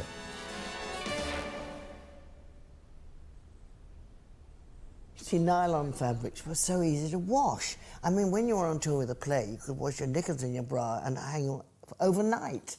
It was a great difference. Soon, there were 1,000 types of nylon. Scientists realised that by changing the mix in the giant molecule chains, they could create a never-ending array of synthetic materials. And I want to celebrate a British duo in my Hall of Fame who really put the P into polymer. Meet John Rex Winfield and James Tennant Dixon, the guys who managed to break nylon's monopoly of the synthetics market. Without them, we wouldn't have polyester. Polyester quickly became the biggest man-made material of the 1950s. It was made from a different petrochemical combination, and it gave us drip-dry shirts and even suits. Polyester was quite exciting, though. To be able to stand under a shower and wash your suit was something fairly unusual. By 1954, almost half of British clothing came from synthetic polymers. Everybody had much more to wear, and for the first time, teenagers could choose what they wanted, and it came in colour. With those man-made fibres, the colours are really, really bright, so you get bright acid yellows and oranges and geometric prints or really bright floral prints. Every year we were getting new colours, new fabrics, new fashions, and all of them went in here.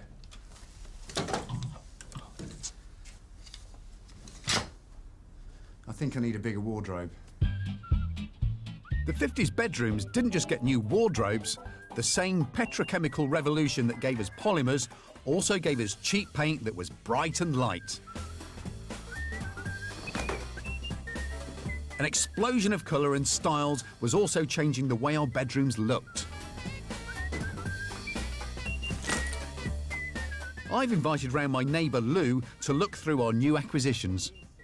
What about these? Ski pants. Yes. Yeah. Now, we'd never had material like that before. Feel how stretchy that is. That is.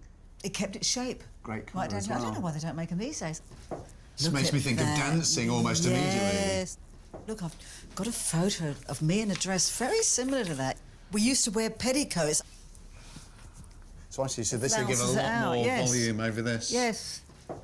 I've just spotted something that I recognise very well. That's what we used to call a dirndl skirt. It was in at the waist and went right out, And, you know, you could just twirl around, be dancing. It's fantastic. The petrochemical industry was now fueling the birth of individuality in fashion. And it was from the kids' room that these clothes would be used to stamp an identity on a generation that was about to take on the world. My parents couldn't stand the way I looked. They took pleasure in uniformity, whereas my generation took absolute delight in eccentricity and being a one-off. Suddenly, youngsters were making a statement themselves, and they were saying, we're not going to just wear suits and ties anymore. You know, we're going to branch out. We've got our own voice, and we've got our own fashion here. Do I look like a young teenager in the 50s? I certainly feel like one.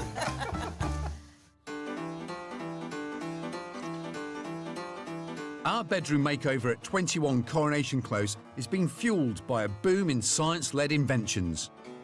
And having introduced a whole rainbow of new colourful clothes, the innovators and inventors have turned their attention to the little luxuries that make a woman's life just that bit better. In the 50s, the dressing table becomes this amazing Hollywood-style extravaganza. I can imagine housewives across Britain getting a shiver of excitement looking into one of these for the first time. But it's the creams, sprays and lotions that went on it that I'm interested in. Most would have been beyond the income of a normal working household in 1950. And yet mass production, innovations from the petrochemical industry and a rising household income doubled the sales of beauty products over the decade. Some of you, this is all about lipstick, eyeliner, wrinkles. To me, it's a chemistry set.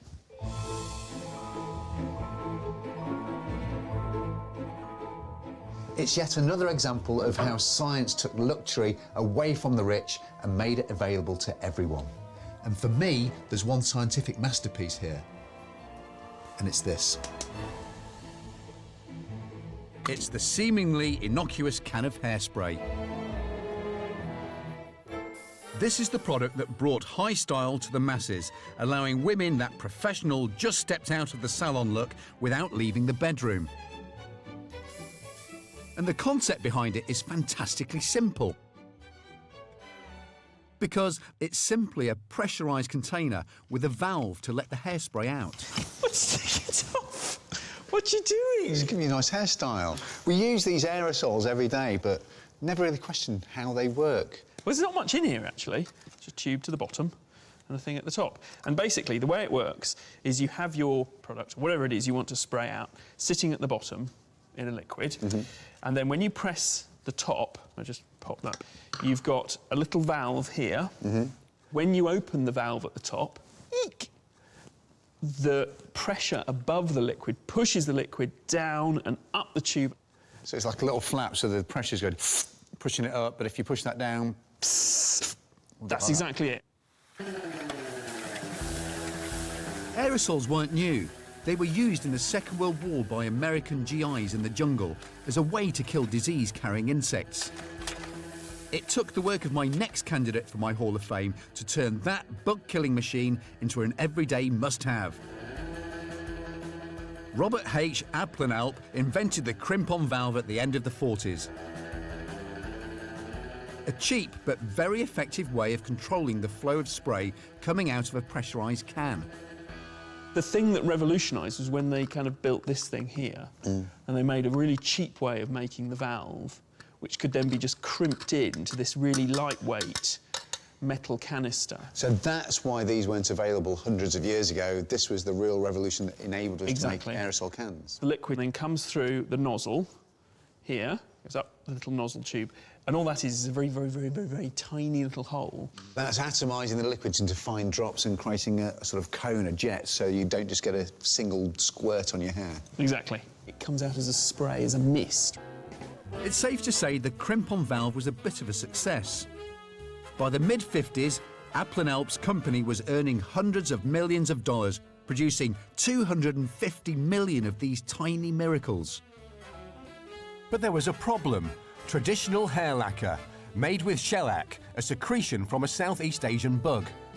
The great thing about this is you can dissolve it in ethanol, to make a sort of a thick, gloopy liquid. And then when you spray it on the hair, the ethanol evaporates and turns back into hard shellac. So that's going to set your nice hairstyle solid on your head. Exactly. This is basically bug juice dissolved in pure alcohol. That looks really nasty. It's not the most appealing of hair coverings. Oh, that's feeling sticky already.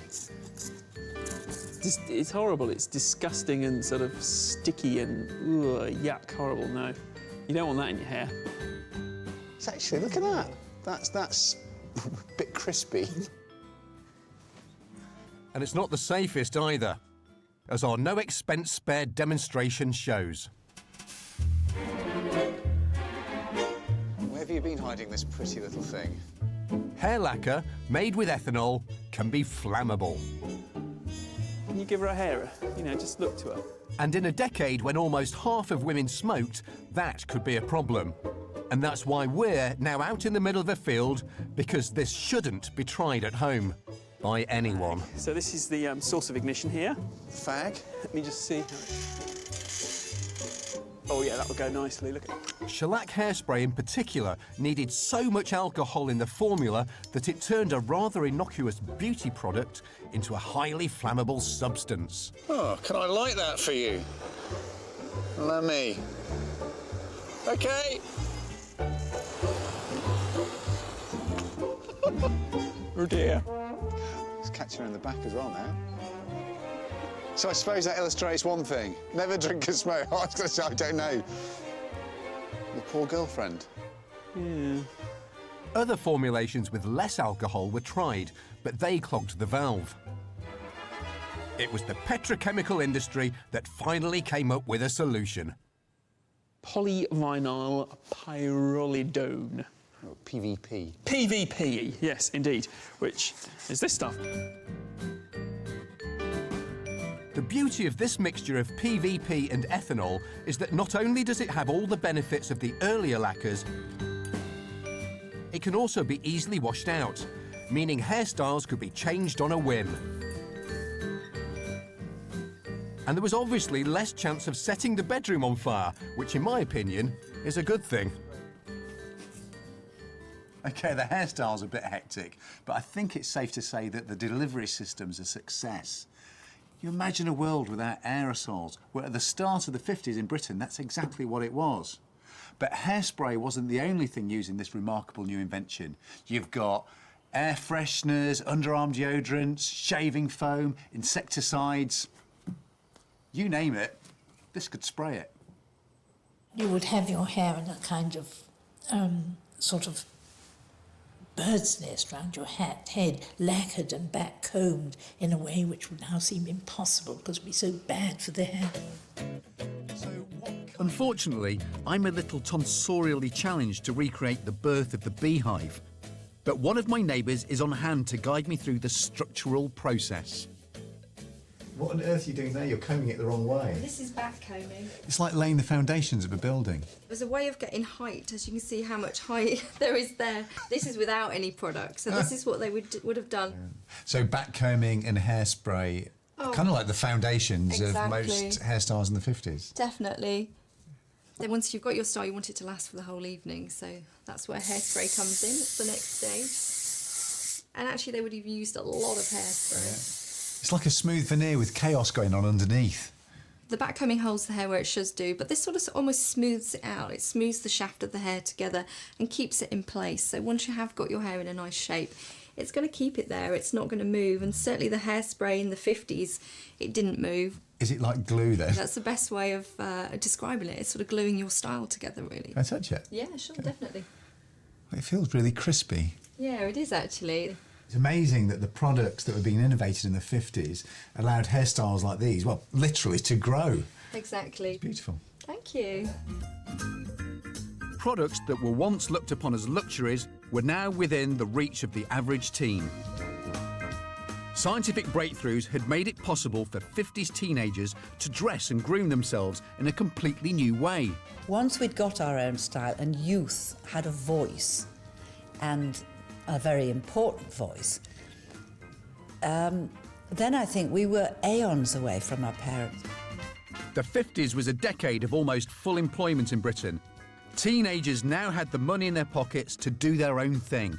I got a job in a little coffee place and I was paid the incredibly grand sum of 10 shillings and I would get tips as well. So I would actually make enough to see me through drama school, to buy a few clothes. By 1957, it was estimated British teenagers had around £900 million a year to spend as they pleased. But how they looked was only part of the birth of the teenager.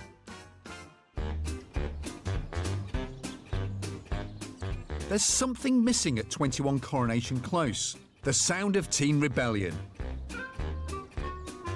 But maybe I shouldn't be that surprised, judging by the first official music chart launched in 1952. This is the UK's first #1 record, and it's Al Martino, Here in My Heart. Put the record on.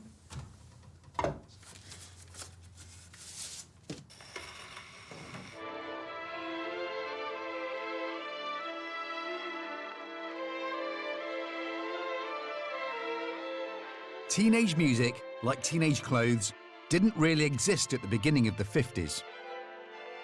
There tended to be only one room in the house that the family could listen to music, because the equipment, the record player or the radio, was big and expensive, whilst records were fragile and expensive. It would seem if you listened to music at all, you listened to what your parents had bought. My mother had a really, really old gramophone that they wound up, and she listened to endless Bing Crosby, Nat King Cole records. Drab, you know, I could see now it's not drab and some of it's very beautiful, but to me it was smoochy crap. I remember listening to this rubbish and it's I'm thinking it's got to get better than this. The music was so goddamn awful. It was the tail end of the dance band era. Even when I didn't have anything much to compare it to, I knew it was just about the worst music that had ever been composed. The music sounded as dated as the technology that played it, and that had been around since the 1890s. Even when electronics became more widely available after the war, record players and radios were still big and heavy because they relied on large, expensive glass valves to amplify the tiny electrical signals coming from the record stylus or radio waves. The grown-ups, the breadwinners, were still in charge of what teenagers listened to.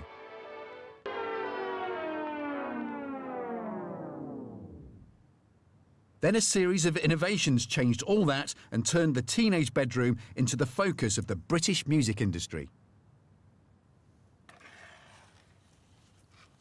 These guys are the research team at Bell Laboratories in America, and in 1938 they invented this, the transistor. Now it's relatively simple to make. It can do all sorts of work, like processing radio waves or amplifying sound, tasks that would previously have taken loads of large glass valves. And look at its size, it's tiny. It only uses a small amount of electricity, and it made music portable. Music moved out of the boring old living room and started a 50s party in the bedroom. And I've taken delivery of the most popular portable record player of the time. Do you remember getting one of these for the first time? Yes, it was fantastic. The Dansette. My very first record player. I bought one of these as my very first money I'd saved up from working in Woolworths. One of these? I've invited around my neighbours Sheila and John to spin some discs and revel in the excitement of being in control of your own entertainment. Made my bedroom my domain. It was just your space. You could put whatever record on to whatever mood you felt. It was fantastic. We didn't dance in the bedroom. We daren't. We just sat and listened to records as they come round. Shall we have a go at playing it? Do you want to have a go, Sheila?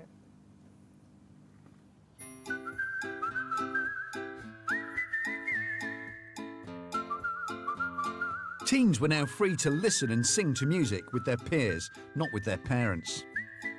But the sound quality wasn't very good. You got little more than 4 minutes of music on one side of a disc, and they weren't very robust. The reason a 78 is so fragile is down to what it's made from. the materials belong to the same era as the gramophone itself. They originally used this stuff, shellac. Shellac, that's beetle poo. No, it's not beetle poo. It's a secretion of a female beetle from India and Indonesia to attract the male. Making a shellac record is relatively easy, if a little disgusting and dangerous. It's just a mix of slate powder, carbon, and our bug secretion, all dissolved in methylated spirits, which is then pressed into a disc. So this is a resin, yes, the shellac, and this is all natural ingredients. And I suppose at the start of the 20th century, that's all they had. Dead central in there. But these natural ingredients mean that each disc is expensive to produce, and in retrospect, they don't really have the best properties for a record at all. So that's our shellac record then? Yeah. And that's not good. Your record collection's not going to last very long, is it? Just to prove the point, we've decided to carry out a more scientific test of the fragility of shellac. Bring it in! Whoa! There is a serious point here, because this fragility means that every time a stylus runs along the groove of that delicate shellac disc, it's actually scratching off some of the recorded sound. So after only so many plays, the record is frankly useless. You're looking forward to this, aren't you? What's needed is something that can stand up to a bit of wear and tear.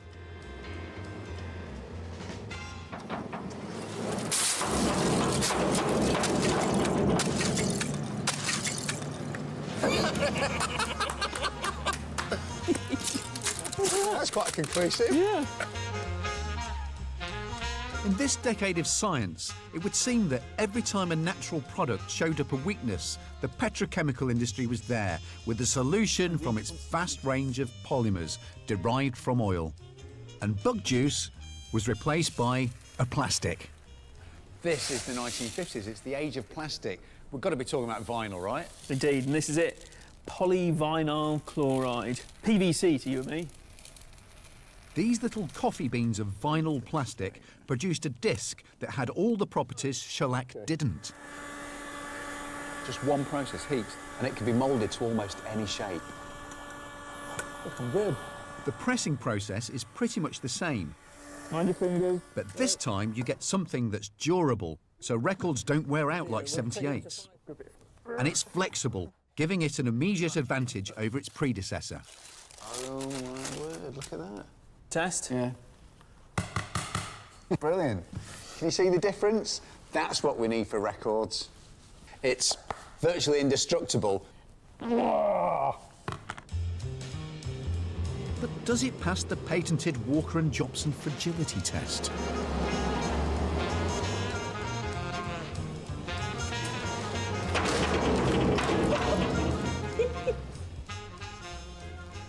That's going to survive a teenager's bedroom, isn't it? Yeah. Nothing. At last, here was a format fit for the teenage sound. They're not going anywhere, are they? No.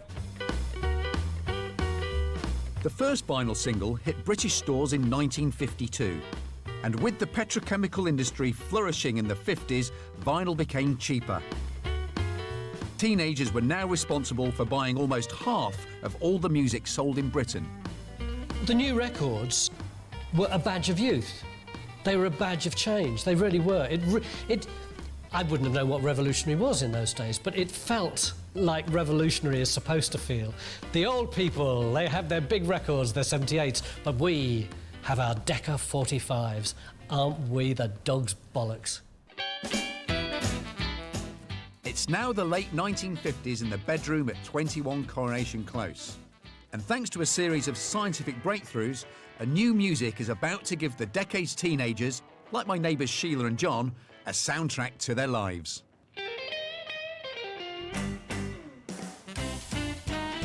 For the newly created teenagers, rock and roll spoke to them of a brave new world where they were in charge. There were people like Bill Haley and the young Elvis Presley and Buddy Holly out there. And From the very first moment I heard those people, I knew that there was a world that I aspired to, a world full of yearning. And it was a fantastic piece of electrical engineering that truly gave rock and roll its unique sound, the electric guitar.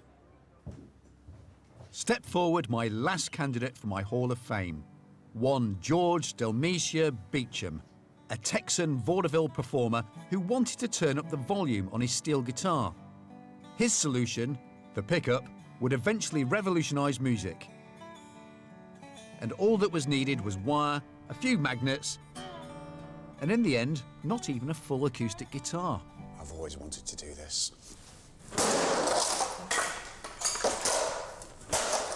Rock and roll! What do you think? You hooligan. Raw materials. It may seem daft to have destroyed the body of this guitar, but all we really need for an electric guitar is the fretboard for actually playing the notes and the metal strings. We'll get the sound thanks to one of the fundamental rules of electromagnetic induction. It's like mastermind. Okay. That is just a whopping great magnet, OK? Oh. We've wound a copper wire around a magnetised centre to make a homemade pickup, the essential element of any electric guitar. If I put a magnet on the bottom like that, here, just a metal ruler. Basically, if you move a piece of metal through a magnetic field, you create an electric current. And then attach the wires on the coil to the oscilloscope. That's completing the circuit. Exactly. Now, that line shows us that there is no electricity flowing through this coil at all. Okay. It's dead. But if I wobble this metal ruler, imagine that's the string. Yeah. Okay, if I give that a wiggle, Ah! suddenly you get electricity produced. Kerrang! That's amazing. That's matching the ruler exactly. All that electricity is being generated purely through electromagnetism. That's the beauty of an electric guitar. It's only electric when you're playing it. Kerrang! One of the simplest, most elegant inventions of the 20th century. It's an electrically generating guitar. It's an electrical generator. The next step is to make a magnetic pickup that will pick up the vibrations of all 6 strings on my guitar. So each string will produce its own minute current that is then fed to a guitar amplifier. And here's the body of the guitar on it for us. Hey! Do you like that? Oh, that's nice, isn't it? Happy Jubilee, Mum. And that means you can turn up the volume, vital when faced with the screaming hordes of a new generation.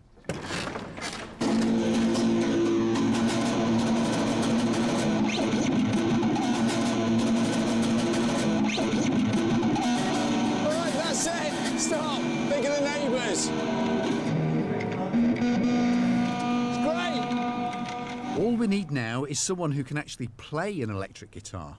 Thankfully, I know just the man. Now Wow. see? Bruce Welch from Cliff Richard and the Shadows. This is the first Stratocaster in Europe, so which Cliff bought. The Fender Stratocaster, unveiled in 1954, was a defining sound of rock and roll. And one of the first Brits to get their hands on it was the Shadows rhythm guitarist. When it arrived, there was Cliff, Hank and myself. We just opened the case and went, wow! Because no one had seen anything like it. Nothing like it. Brand new, sparkling. It was like a spaceship. I mean, no one had ever seen anything like this before. I mean, the shape and everything just looks so... Well, back then it must have been so modern. And it was now about more than just the volume. The electric guitar could produce a sound unlike anything heard before.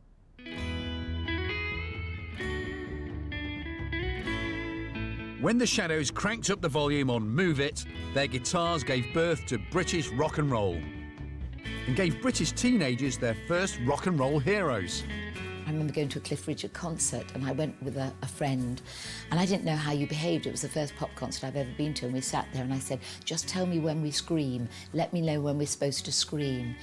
And then she said, it's when you feel you want to scream because you're getting into the music.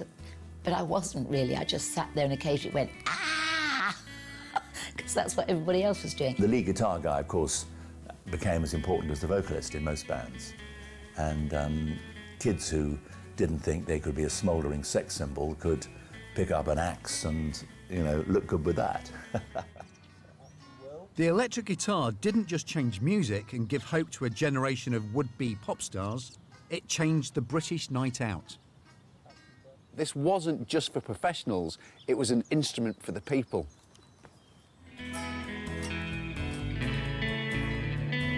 By the end of the 50s, electric instruments meant a handful of people could make the same amount of noise as a whole orchestra had a decade earlier.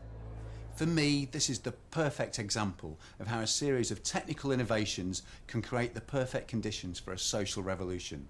I mean, just look at the timeline. You've got transistors, vinyl records, kids getting electric guitars, then a few years later, rock and roll. A coincidence? I don't think so.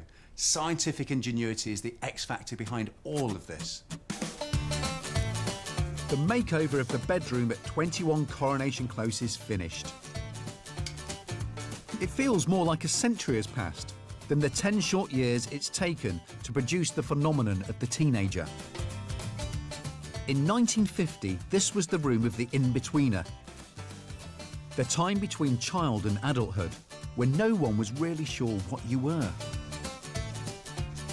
Now, at the end of the decade, a series of innovations has transformed it into this: a room and a teenager with an identity all of their own.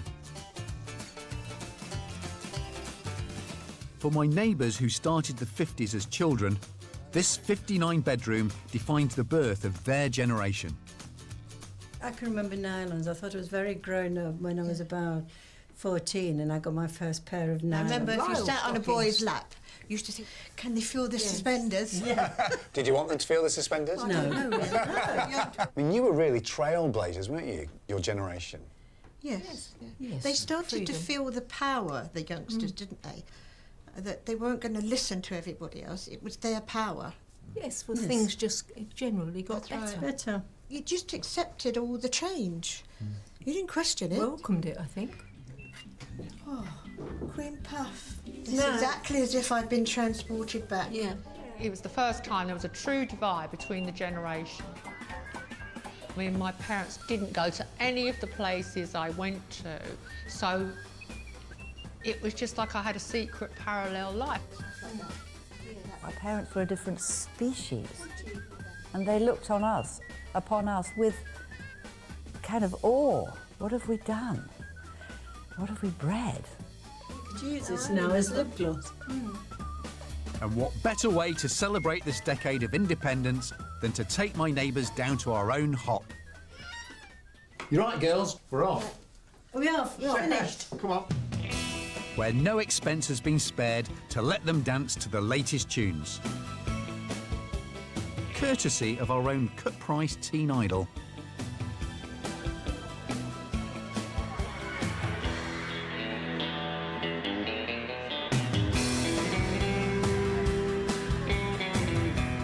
This is the culmination of some of the biggest scientific breakthroughs of the 20th century, crammed into one small hip joint.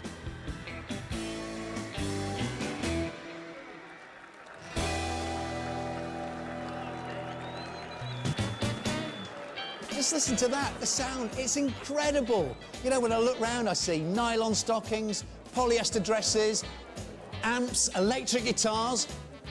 I just wonder what record people are going to be buying on Monday morning. But it's also so much more than mere clothes and music. This is the embodiment of a decade that saw science and technology facilitate the emergence of a whole new and alien culture, the teenager.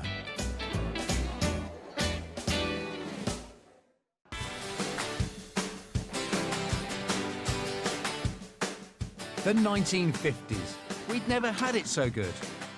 This was the start of a new Elizabethan era, and it was also the first decade when Britain became recognisably modern. It gave us designs and inventions that are still at the heart of family life today. I'm Brendan Walker.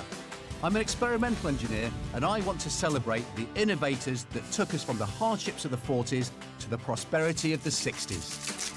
This is the story of how science transformed an exhausted country into a nation brimming with confidence. And it starts here in the home.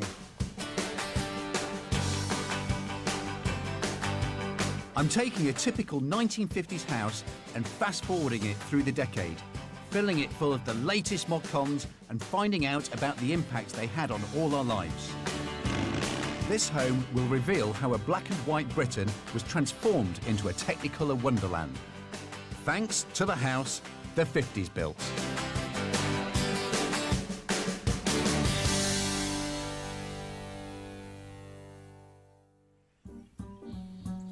Welcome to 21 Coronation Close, where we've recreated a typical post-war home. We're going to give it a complete 1950s makeover inspired by science and technology, starting with the engine room of the house, the kitchen.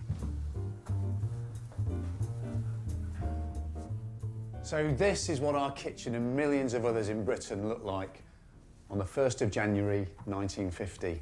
Over here, we've got our freestanding sink. Here we've got our larder for keeping food fresh. Well, fresh-ish. And over here, we've got our mangle for doing the laundry. Yes, in 1950, a young woman starting out on married life would have inherited the same basic kitchen as her grandmother.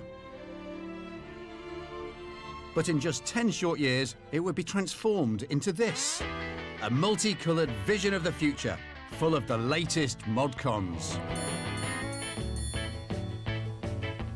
A room that changed so much, it would have a profound effect on British family life. So what happened? To find out, I've got to go back to the start of the decade. Now, as a man, I'd have barely set foot in the kitchen.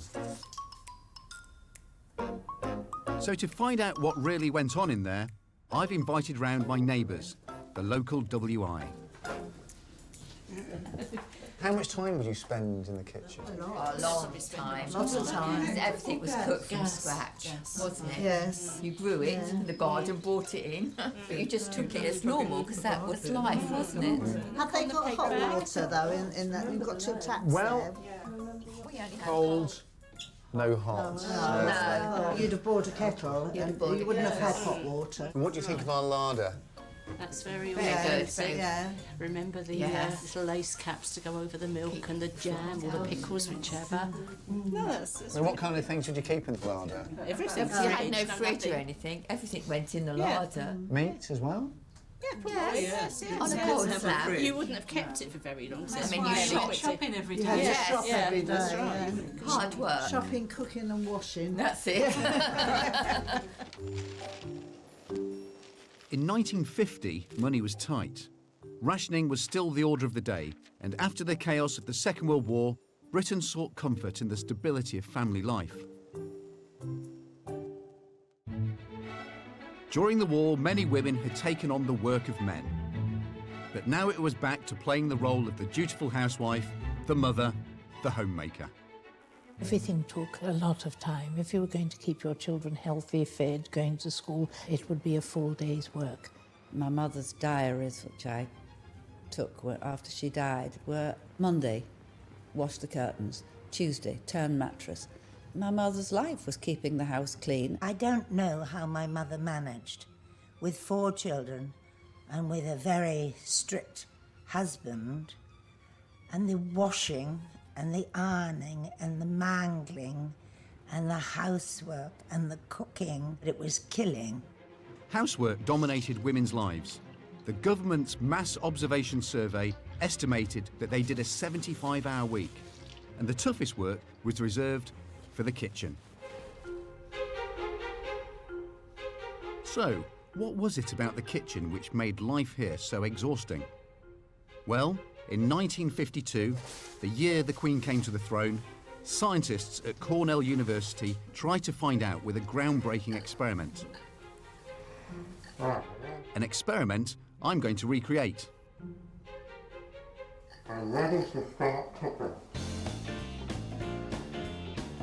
The massive bag on my back captures all the air I breathe out.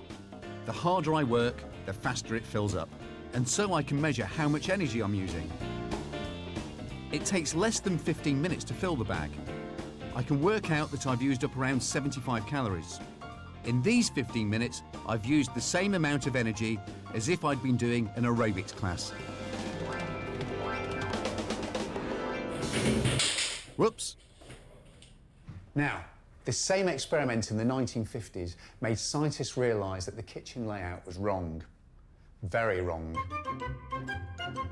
The Cornell study was reported in an article called "A New Kitchen Built to Fit Your Wife," which revealed that the workstations were at the wrong height and too far apart.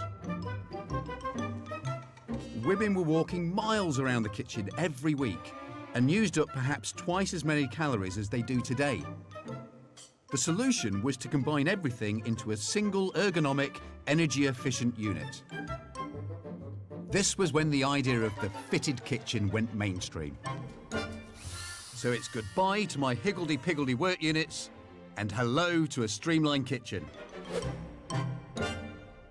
I'm going to use a new white clean material with the gloriously uninspiring name of high-pressure laminate, and a company called Formica was the first to spot its potential as a kitchen surface.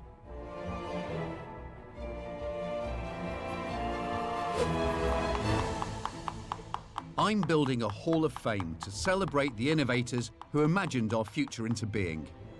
And the first to get a place are the two electrical engineers behind Formica laminate, Daniel O'Connor and Herbert Faber. They realised that when you combine plastic with paper, it makes a material greater than the sum of its parts. Laminate's made from this, just ordinary paper. You take 7 or 8 pieces, soak them in liquid plastic, and press them together really hard, you make a smooth, malleable and lightweight material.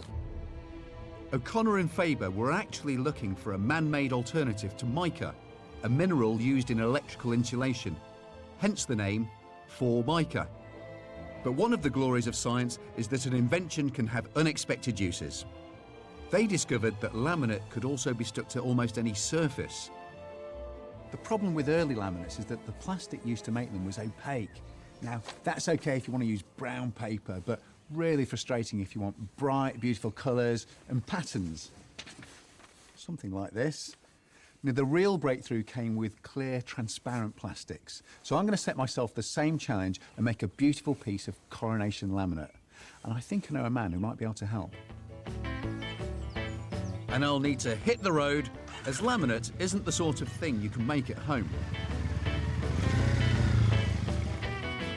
Meet Marty Jobson, my partner in progress, and a man who can make almost anything out of anything.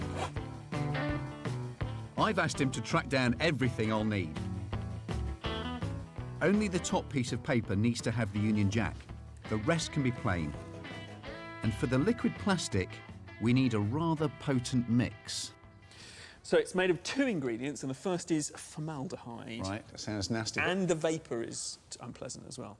But isn't that the stuff that they use to embalm bodies with as well? Yes, they used to, and sort of things in pickling jars. Right, okay. So that's the first ingredient. We have to be a little bit careful of this. Formaldehyde had been used in early laminates, but the second ingredient was new. Another toxic substance called melamine. When it's mixed with formaldehyde, they form a completely transparent liquid plastic. Which means that we can put on it. So we should be able to see that. I hope so. Okay. So we've now soaked 8 layers of paper in our wonder plastic and let them dry.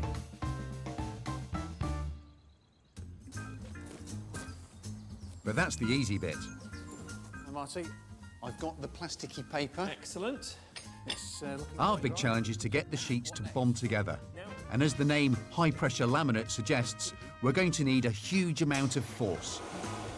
So we're going to put it between these plates here. Yeah. We're going to squash it with 10 tons. That's cool. cool. The equivalent of 2 African bull elephants. But before we do that, we've got to put safety specs on. Don't need them. These are British standard. So I'm going to start pumping. Got to keep an eye on that. 3. Too little pressure and the plastic won't set. Right, slow down, 7.5, maybe a little half pump. Too much, and it could all go horribly wrong. Or maybe a tiny tiny smidge, a little more. That's it. Now we've reached the correct pressure, we need to apply extreme heat in a process called thermosetting. Temperature is 25, 27, 28. Well, don't get too excited. He's got to go up to 150. Oh, really? OK. Oh, let me do that again. It's 25, Martin. 149, 149.6, 150. We're there. So this is like where the magic's happening. This is it. Now we have to hold it at that temperature for half an hour. OK. I read that in the 1950s, they actually used plates that had heating elements in them, which meant that they didn't have to have men standing around for hours on end with blowtorches. 5, 4, 3, 2, 1. Laminate. So, let's see what we've got. Oh, no. It's not bad. It's still got... Oh, it's a bit... Oh, come over, please. Look, there's a bit there. I think the problem here is that somebody overheated it. I think the problem clearly is too much pressure. But the colour's held, look. We put it back together. Oh, really? Yeah. Yeah, I can clearly see a Union Jack in there. I think I class that as a patriotic but only partial success. Happy Jubilee, Mark. We've crafted this rather beautiful Union Jack laminate for your kitchen. Oh, look, we can stick it back together again, look. Fortunately, the production of industrial laminate is a lot more sophisticated than two blokes in a barn. In the 1950s, Formica's UK operation alone was producing 30,000 sheets a week to keep up with the demand for a material that was colourful and easy to keep clean. I think the great advantage of something like Formica as a material is its hygienic qualities, that it was a material which, was also affordable and easy to make. It was made from paper. It's easy to clean and look after. It came in pattern and colour, which wood came in wood. It's endless, the opportunities that are there to use it for. For example, we've got the units here, which you can choose your own design. And I think to be able to do that in the 50s was so fresh, the idea that you could do print like you could do on dresses, and to be able to do it on a hard surface, something that would wipe down. I think that's totally revolutionary. My 50s kitchen is going to have this revolutionary material in a rather royal red. Wow. I love it. Look at these fitted cabinets here. This work surface. It's so streamlined. Perfect working height. It's so red as well, bright. I mean, it's got colour. God, I don't believe it. Marty just wouldn't give up. It's actually quite a nice piece of laminate. It's bright, it's colourful, great Union Jack pattern. OK, there's not enough to do the entire kitchen, but make a really nice coronation coaster.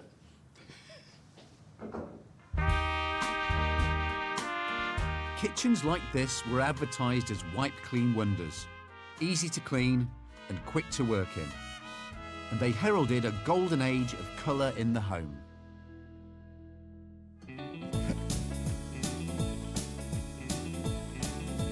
And if you take away the paper, the same chemicals which made my kitchen laminate possible also gave us the 50s most desirable dinner services. Melamine and formaldehyde could be moulded into plastic cups and saucers. Melamine and Formica were huge in our house. I seem to remember we had a red kitchen. It was the decade when plastic was king, and plastic offered this fantastic opportunity to introduce colour and affordability. Welcome back to the house the 50s built. I'm Professor Brendan Walker, an experimental engineer, and I'm using this place as a lens to look back in time. I'm fast-forwarding this house through the 1950s to find out how the decade's incredible inventions changed the way we live. And I'm starting with the kitchen, where the units and laminate worktop have already transformed the look and the layout. The fitted kitchen was sold as a room where housewives might actually want to spend some time. But women wanted more than just colour. They needed new tools to make life easier.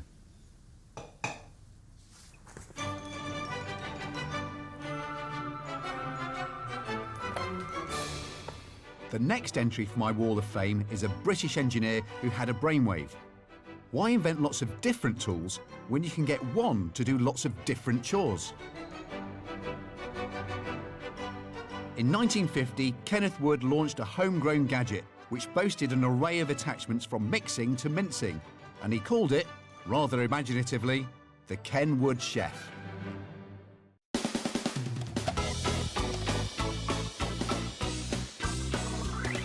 Wood's business philosophy was simple. Find out what your customers want and sell it to them. You're sort of giving it more of a wiggle. A whisk is more like that. I'm off to cookery school, where chef Gizzy Erskine wants to show me how technology made food preparation so much easier. Is that any good? Afraid not. OK, so the whole point in whisking is that you actually need to aerate your product, all right? Okay. So you need to actually beat air into it. So you can see how I'm lifting the egg up there. Yes. Getting air into it. But why am I doing this? It's your job. I was enjoying watching you do that. OK. You carry on. I'm going to get on with showing you my method. OK. Right, now, one of these guys. Makes a bit of a difference. The mixer Gizzy's using may be from a later decade, but the engineering inside is pure 50s. OK, and it's just simply a matter of turning it on. Wood paid close attention to the science of how women went about making their breads and cakes. How are you doing there? I'm going to have to say this back. OK. It's you against the meringue. You need to put some more gusto into this. But you are. You've got two different processes going on. You're going round and round, lifting it, but also working your way around the bowl. Yeah. It's not just a circular action. Which you can kind of see is what the Ken Wood mixer does, you know. Yeah, circular and circles within circles. Yeah, exactly. Yeah. See, as an engineer, I look at your repetitive motion, circles and circles, and if that electric mixer didn't exist, I'd invent it. I think it's just about there. I can also say, without doubt, we have a much glossier finish. Well, compared to that. Definitely more solid, but there's the ultimate test to see whether your meringue is good or not. Which is? Well, I'm going to pop this on top of your head. Go on, then. I think that's doing pretty all right. And you can see that what we've got here, we managed to do in, well, I'd say under 5 minutes. So how much time do you think all this must have saved a housewife? I mean, if you think about it, this meringue would have taken about 15 minutes. Making bread, which I imagine was a daily occurrence in those days, easily 15 minutes with the kneading and mixing. So there's half an hour straight away. And it's not just about saving time, it's also the energy expended, because that is physically hard work doing that. It's a massive workout in the kitchen. The chef started life as a luxury. It cost almost £20 at a time when the average yearly wage was around only £300. So it would have taken almost a month's salary to buy one of these mixers. Even so, they proved immensely popular. And by 1956, the company had a £1.5 million turnover, and Kenneth Wood claimed his place as one of Britain's youngest millionaires. Right. It's really nice. Very sticky. Well done, 10. Oh, yes, it was amazing. I bought a beautiful machine, a Kenwood. Anything like that was a great excitement to have and changed your life. Within a few years, British shoppers were swamped with a deluge of gadgets, and Britain was at the forefront of technology. Mr. Morphy and Mr. Richards came up with an electric toaster that did both sides of the bread at the same time, while Messrs. Russell and Hobbs came up with the world's first automatic electric kettle. But there was one thing these gadgets couldn't do: cut down on the washing up. By the mid-50s, a new material was promising to ride to the rescue, a material which had previously been used in this.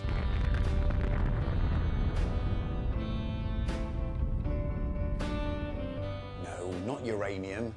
That would be silly. It's the coating of this, the non-stick pan. During the war, scientists working on the atomic bomb made use of a new, highly resistant plastic called PTFE. Discovered in the late 30s, it was also super slippery. The first company to manufacture it called it Teflon. and it was easy to clean. A few years later, a Frenchman thought he'd found a clever use for it. In 1954, a keen angler, Marc Gregoire, was trying to put Teflon on his fishing tackle. He'd heard as an engineer that it was super slippery stuff and it might help to stop the reel from getting tangled up. But his wife pointed out that he should be trying to put it on her aluminium frying pan, if he knew what was good for him. It turned out to be very good for him. 2 years later, the Gregoires founded Tefal and started making 100 pans a day. So, how do you get non-stick to stick in the first place? Time to get my hands dirty with Marty again. First of all, what you do is you have to roughen up the surface of the frying pan so that it's covered in lots of little ridges and bumps and cracks and grooves. Like little micro mountains. Yeah, little micro mountains. And then there is a cunning trick we can play on this, because the one thing that PTFE will stick to is itself.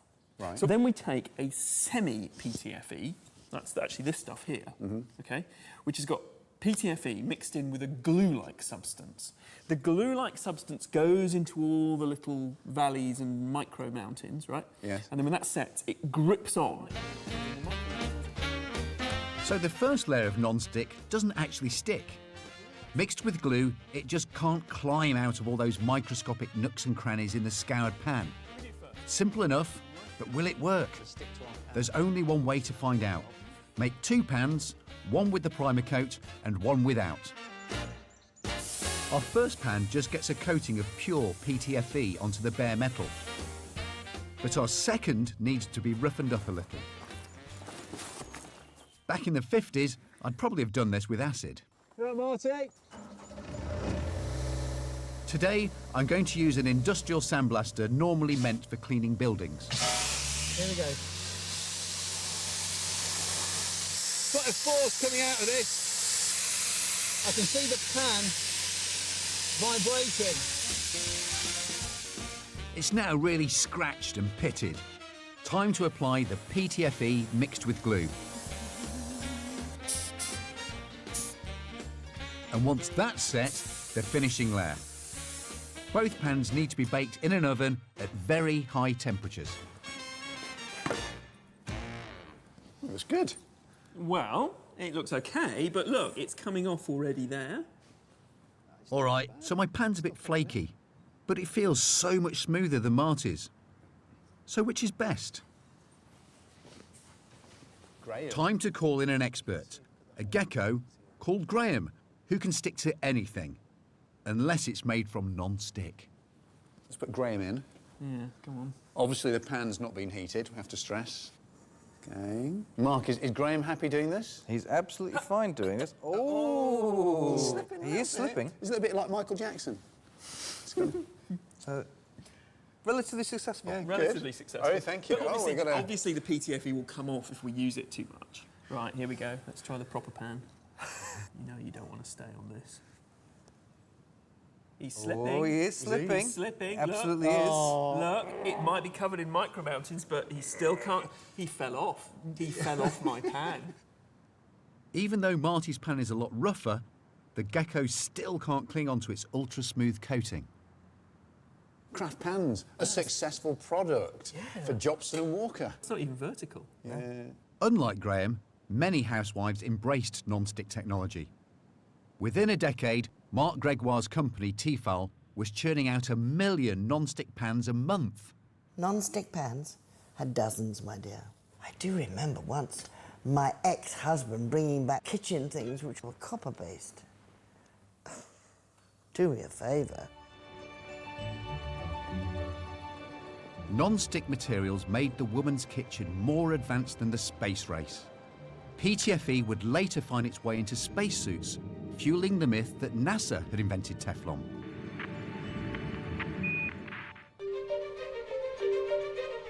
At the start of the 50s, this all-singing, all-dancing kitchen must have seemed beyond the means of most British people. But consumer spending power was on the rise.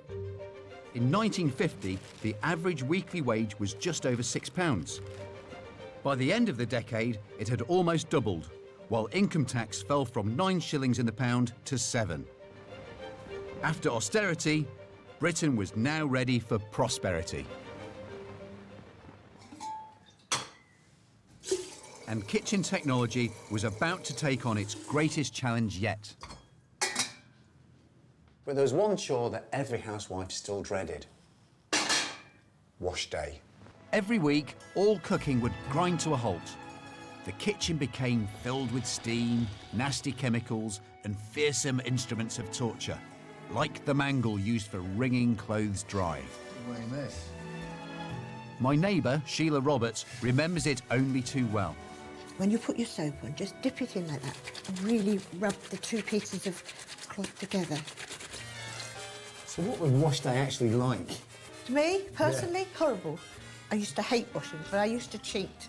I used to put my washing in soap the night before, so it loosened everything off. Would you do it every week, washing, or...? Well, if you had children, you'd do it every other day. That's a huge amount of time. Okay. Now you pick up your washboard, and the trick I used to put soap actually on the washboard before I did the shirt. Okay. That's it. Is that good? Keep going. Now you pick up your shirt, you do the whole shirt. Okay. That's it. Oh. Rub really hard. So you had a house of 2 kids, 2 adults. It's a lot of clothes. You've heard that expression, a woman's work is never done. Yeah. This is it. It applies to washing. Life was about fitting things in.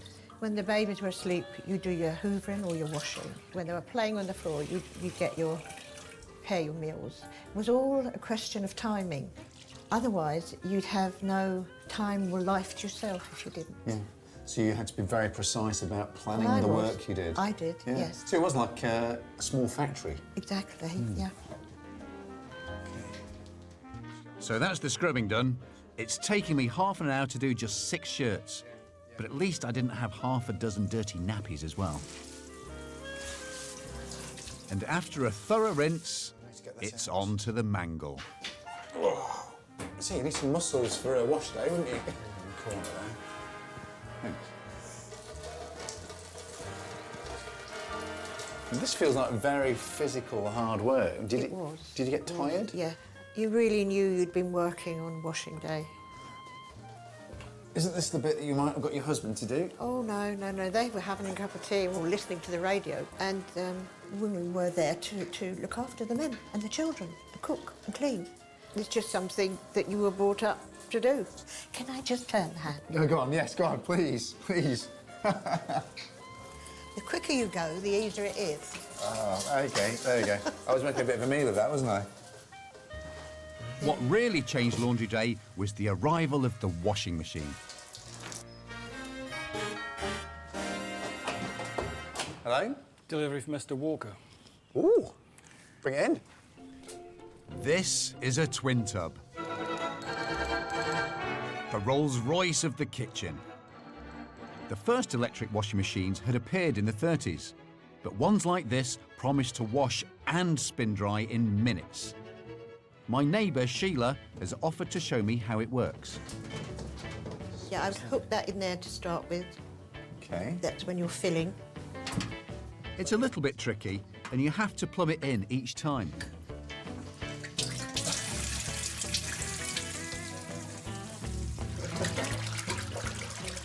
That's my dirty clothes, please, Sheila. Will do. I've got some nappies for you as well. That's horrible. That's what we used to do. In with my shirts? Yes. Don't forget, they're going to be boiled. Twin tubs were eye-wateringly expensive. At £95, this one cost as much as a small car. But women felt they were worth every penny. Can you remember getting your first washing machine? Yes. We won some money on the football pools, about £500. And I bought a twin tub, a refrigerator, and a 3-piece suite. Wow. I mean, it's obviously so expensive, you needed to have a windfall to actually be able to afford these things. We did, yes. Yeah. So how do I turn it on now? That's the heater. OK. And that's the timer. Working. God, that's just amazing. How excited must you have been to switch this on for the first time? I just felt like chains had been lifted. You know, I could walk away and do something else and then come back and the washing would be complete. So it really was hard to describe. The washing machine was the household must-have of the decade.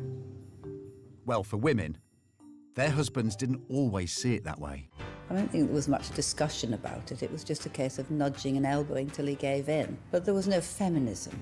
You know, there was basically you could wheedle and manipulate, or you could have a row. That was about it. The kitchen became a place where you could show off to your friends and became a matter of keeping up with the Joneses. I mean, I think one of the advantages of being a man then and not now was that actually you did provide for your wife. You could show off that you provided for your wife, and this was sort of part of what you, very important part of what you did. That's about it? Yep. Okay, it feels quite dry. Yeah. Check the collar, the cuffs. What do you reckon? It's quite white, isn't it?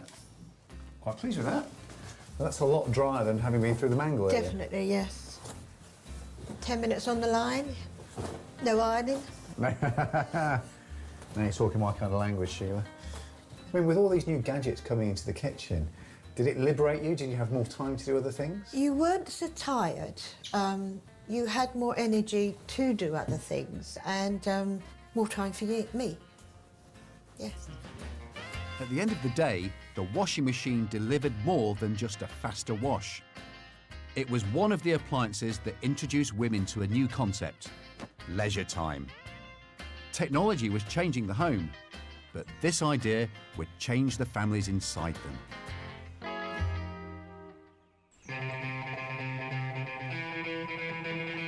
In their quest to keep Britain's housewives happy, manufacturers were making the 1950s kitchen brighter, cleaner, and easier to work in. By the end of the decade, they were promising to turn it into a colourful room where a woman might actually want to spend her time. Time they were selling with the latest labour-saving devices like twin tubs. Britain was booming, and millions of middle-class women aspired to buy their way to a better future.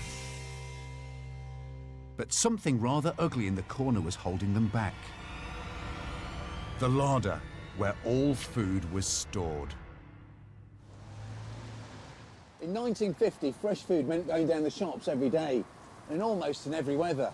It's where you get your milk, your veg, and your meat.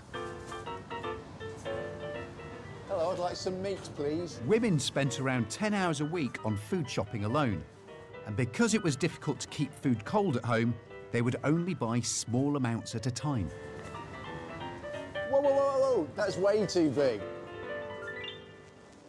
Enter the gadget which changed all our lives. You just pop it in there.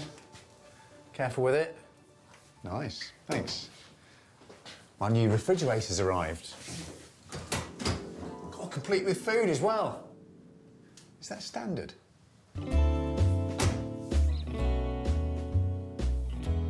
A fridge like mine was a big purchase, costing over £1,200 in today's money. In 1955, fewer than 1 in 10 homes had one. I don't think my mother got a fridge until well into the 50s. In the summer, it was quite difficult. You'd have to keep milk in the sink in cold water. We got a fridge, that was a sensation. But the budget of April 1958 gave fridge manufacturers a massive boost. The purchase tax was slashed in half, and by the end of the year, sales had rocketed to over 400,000. And cooling technology was also beginning to change the food inside them. Lots of food was seasonal. Even something we take for granted today, like chicken, was a luxury back then, because the journey from farm to plate had to be done quickly to keep the food fresh, and that cost money. The solution was to freeze food on a vast scale. It meant shops could store produce for much longer and order more of it. But there's one vital trick to getting frozen food to taste good. And that was the genius of my final unsung innovator, Mr. Clarence Birdseye. Before he became an inventor, Clarence was a bit of an adventurer who liked to go fishing in the Arctic Circle.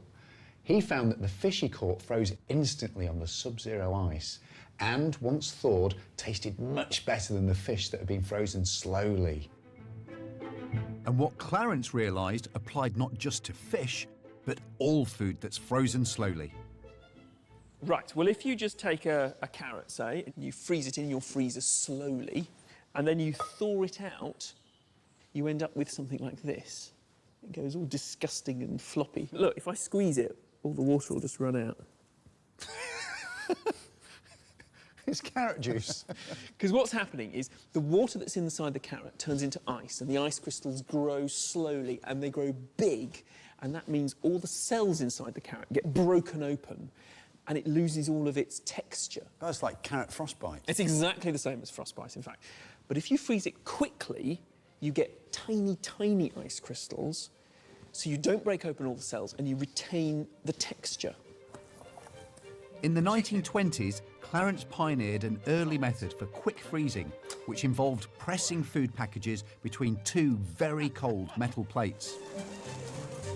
But by the 1950s, the first supermarkets were introducing a new method called blast freezing, which meant food could be frozen in any shape or form. Blast freezers work by blowing supercooled air through a tunnel and onto the food. Marty's making one out of an empty oil drum, a common or garden leaf blower, and a tub full of ice. Why a bath of ice? Well, in the 50s, this is what they did. They would take the chickens first, and they would plunge them into ice water to cool them down before they went into the freezer.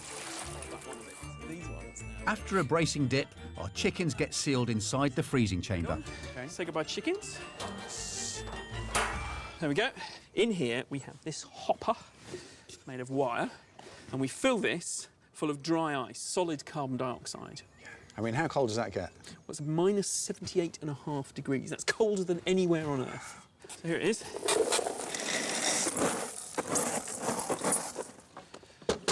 And that'll stop the lid blowing off, I hope. Are you ready? Yeah. Here we go.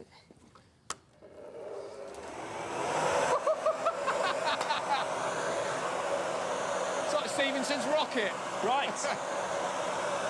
Attach the pipe. That's it.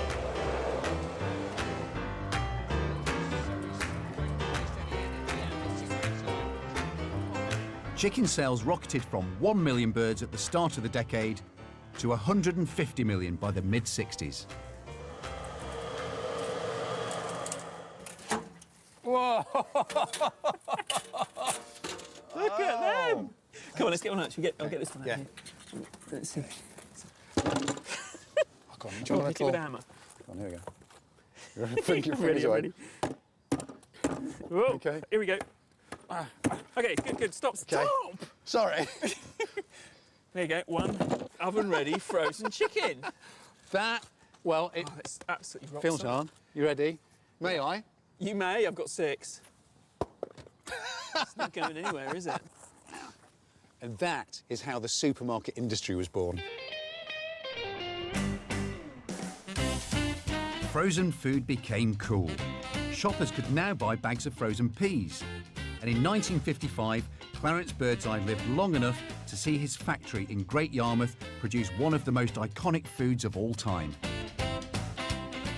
The fish finger. When you think about it, food like the frozen fish finger is the ultimate labour-saving device.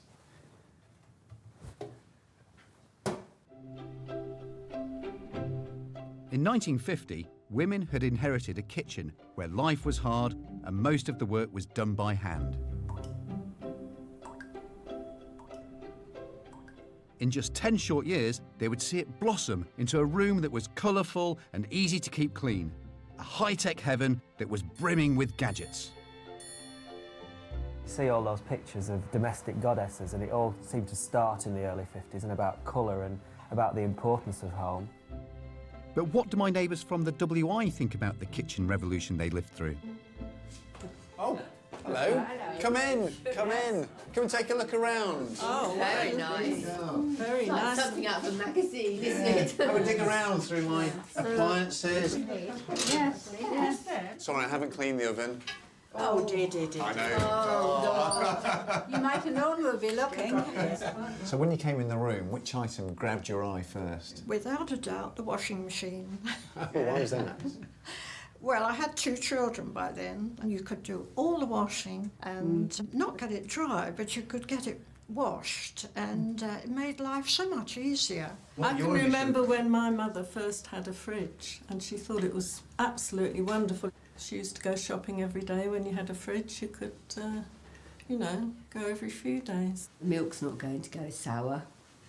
That was often a problem, or in the winter it would freeze and you'd have a silver lid on the top of the milk, wouldn't you? If you'd seen a kitchen like this at the start of the 50s, would you have thought it was at all possible? You know, you look at this and I think I'd died and gone to heaven. No doubt about it, it would be a lovely kitchen for anyone who could afford it. But not me. What are we all going next door? To thank my guests, I've laid on a buffet fit for a queen. Coronation chicken. This brightly coloured, lightly curried, pre-cooked dish was first served to Her Majesty's guests in 1953. But by the end of the decade, almost anyone could make it at home. Its main ingredient had been a luxury until blast freezing. It could be cooked quickly and easily. The mayonnaise could be whipped up in minutes. And perhaps best of all, this entire meal could be made the day before and kept cold. All this created the impression of an effortless hostess. Anyone for more jelly? And a kitchen to die for. Shall I put the kettle on? Brilliant. The scientific and technological advances of the 50s changed the way we cooked, washed, even shopped. And they would play their part in the seismic social change that followed in the 1960s. All that had planted the idea that the woman's world needn't necessarily be confined to the kitchen or even the home. The time you spent in the kitchen would be cut down by 2/3 probably, and so you had time to think and time to agitate and time to become a feminist, if you like. There was time. The idea of, you know, you marry and you keep a nice house and you knit and you sew and you do things for the community, that went out the window, thank God.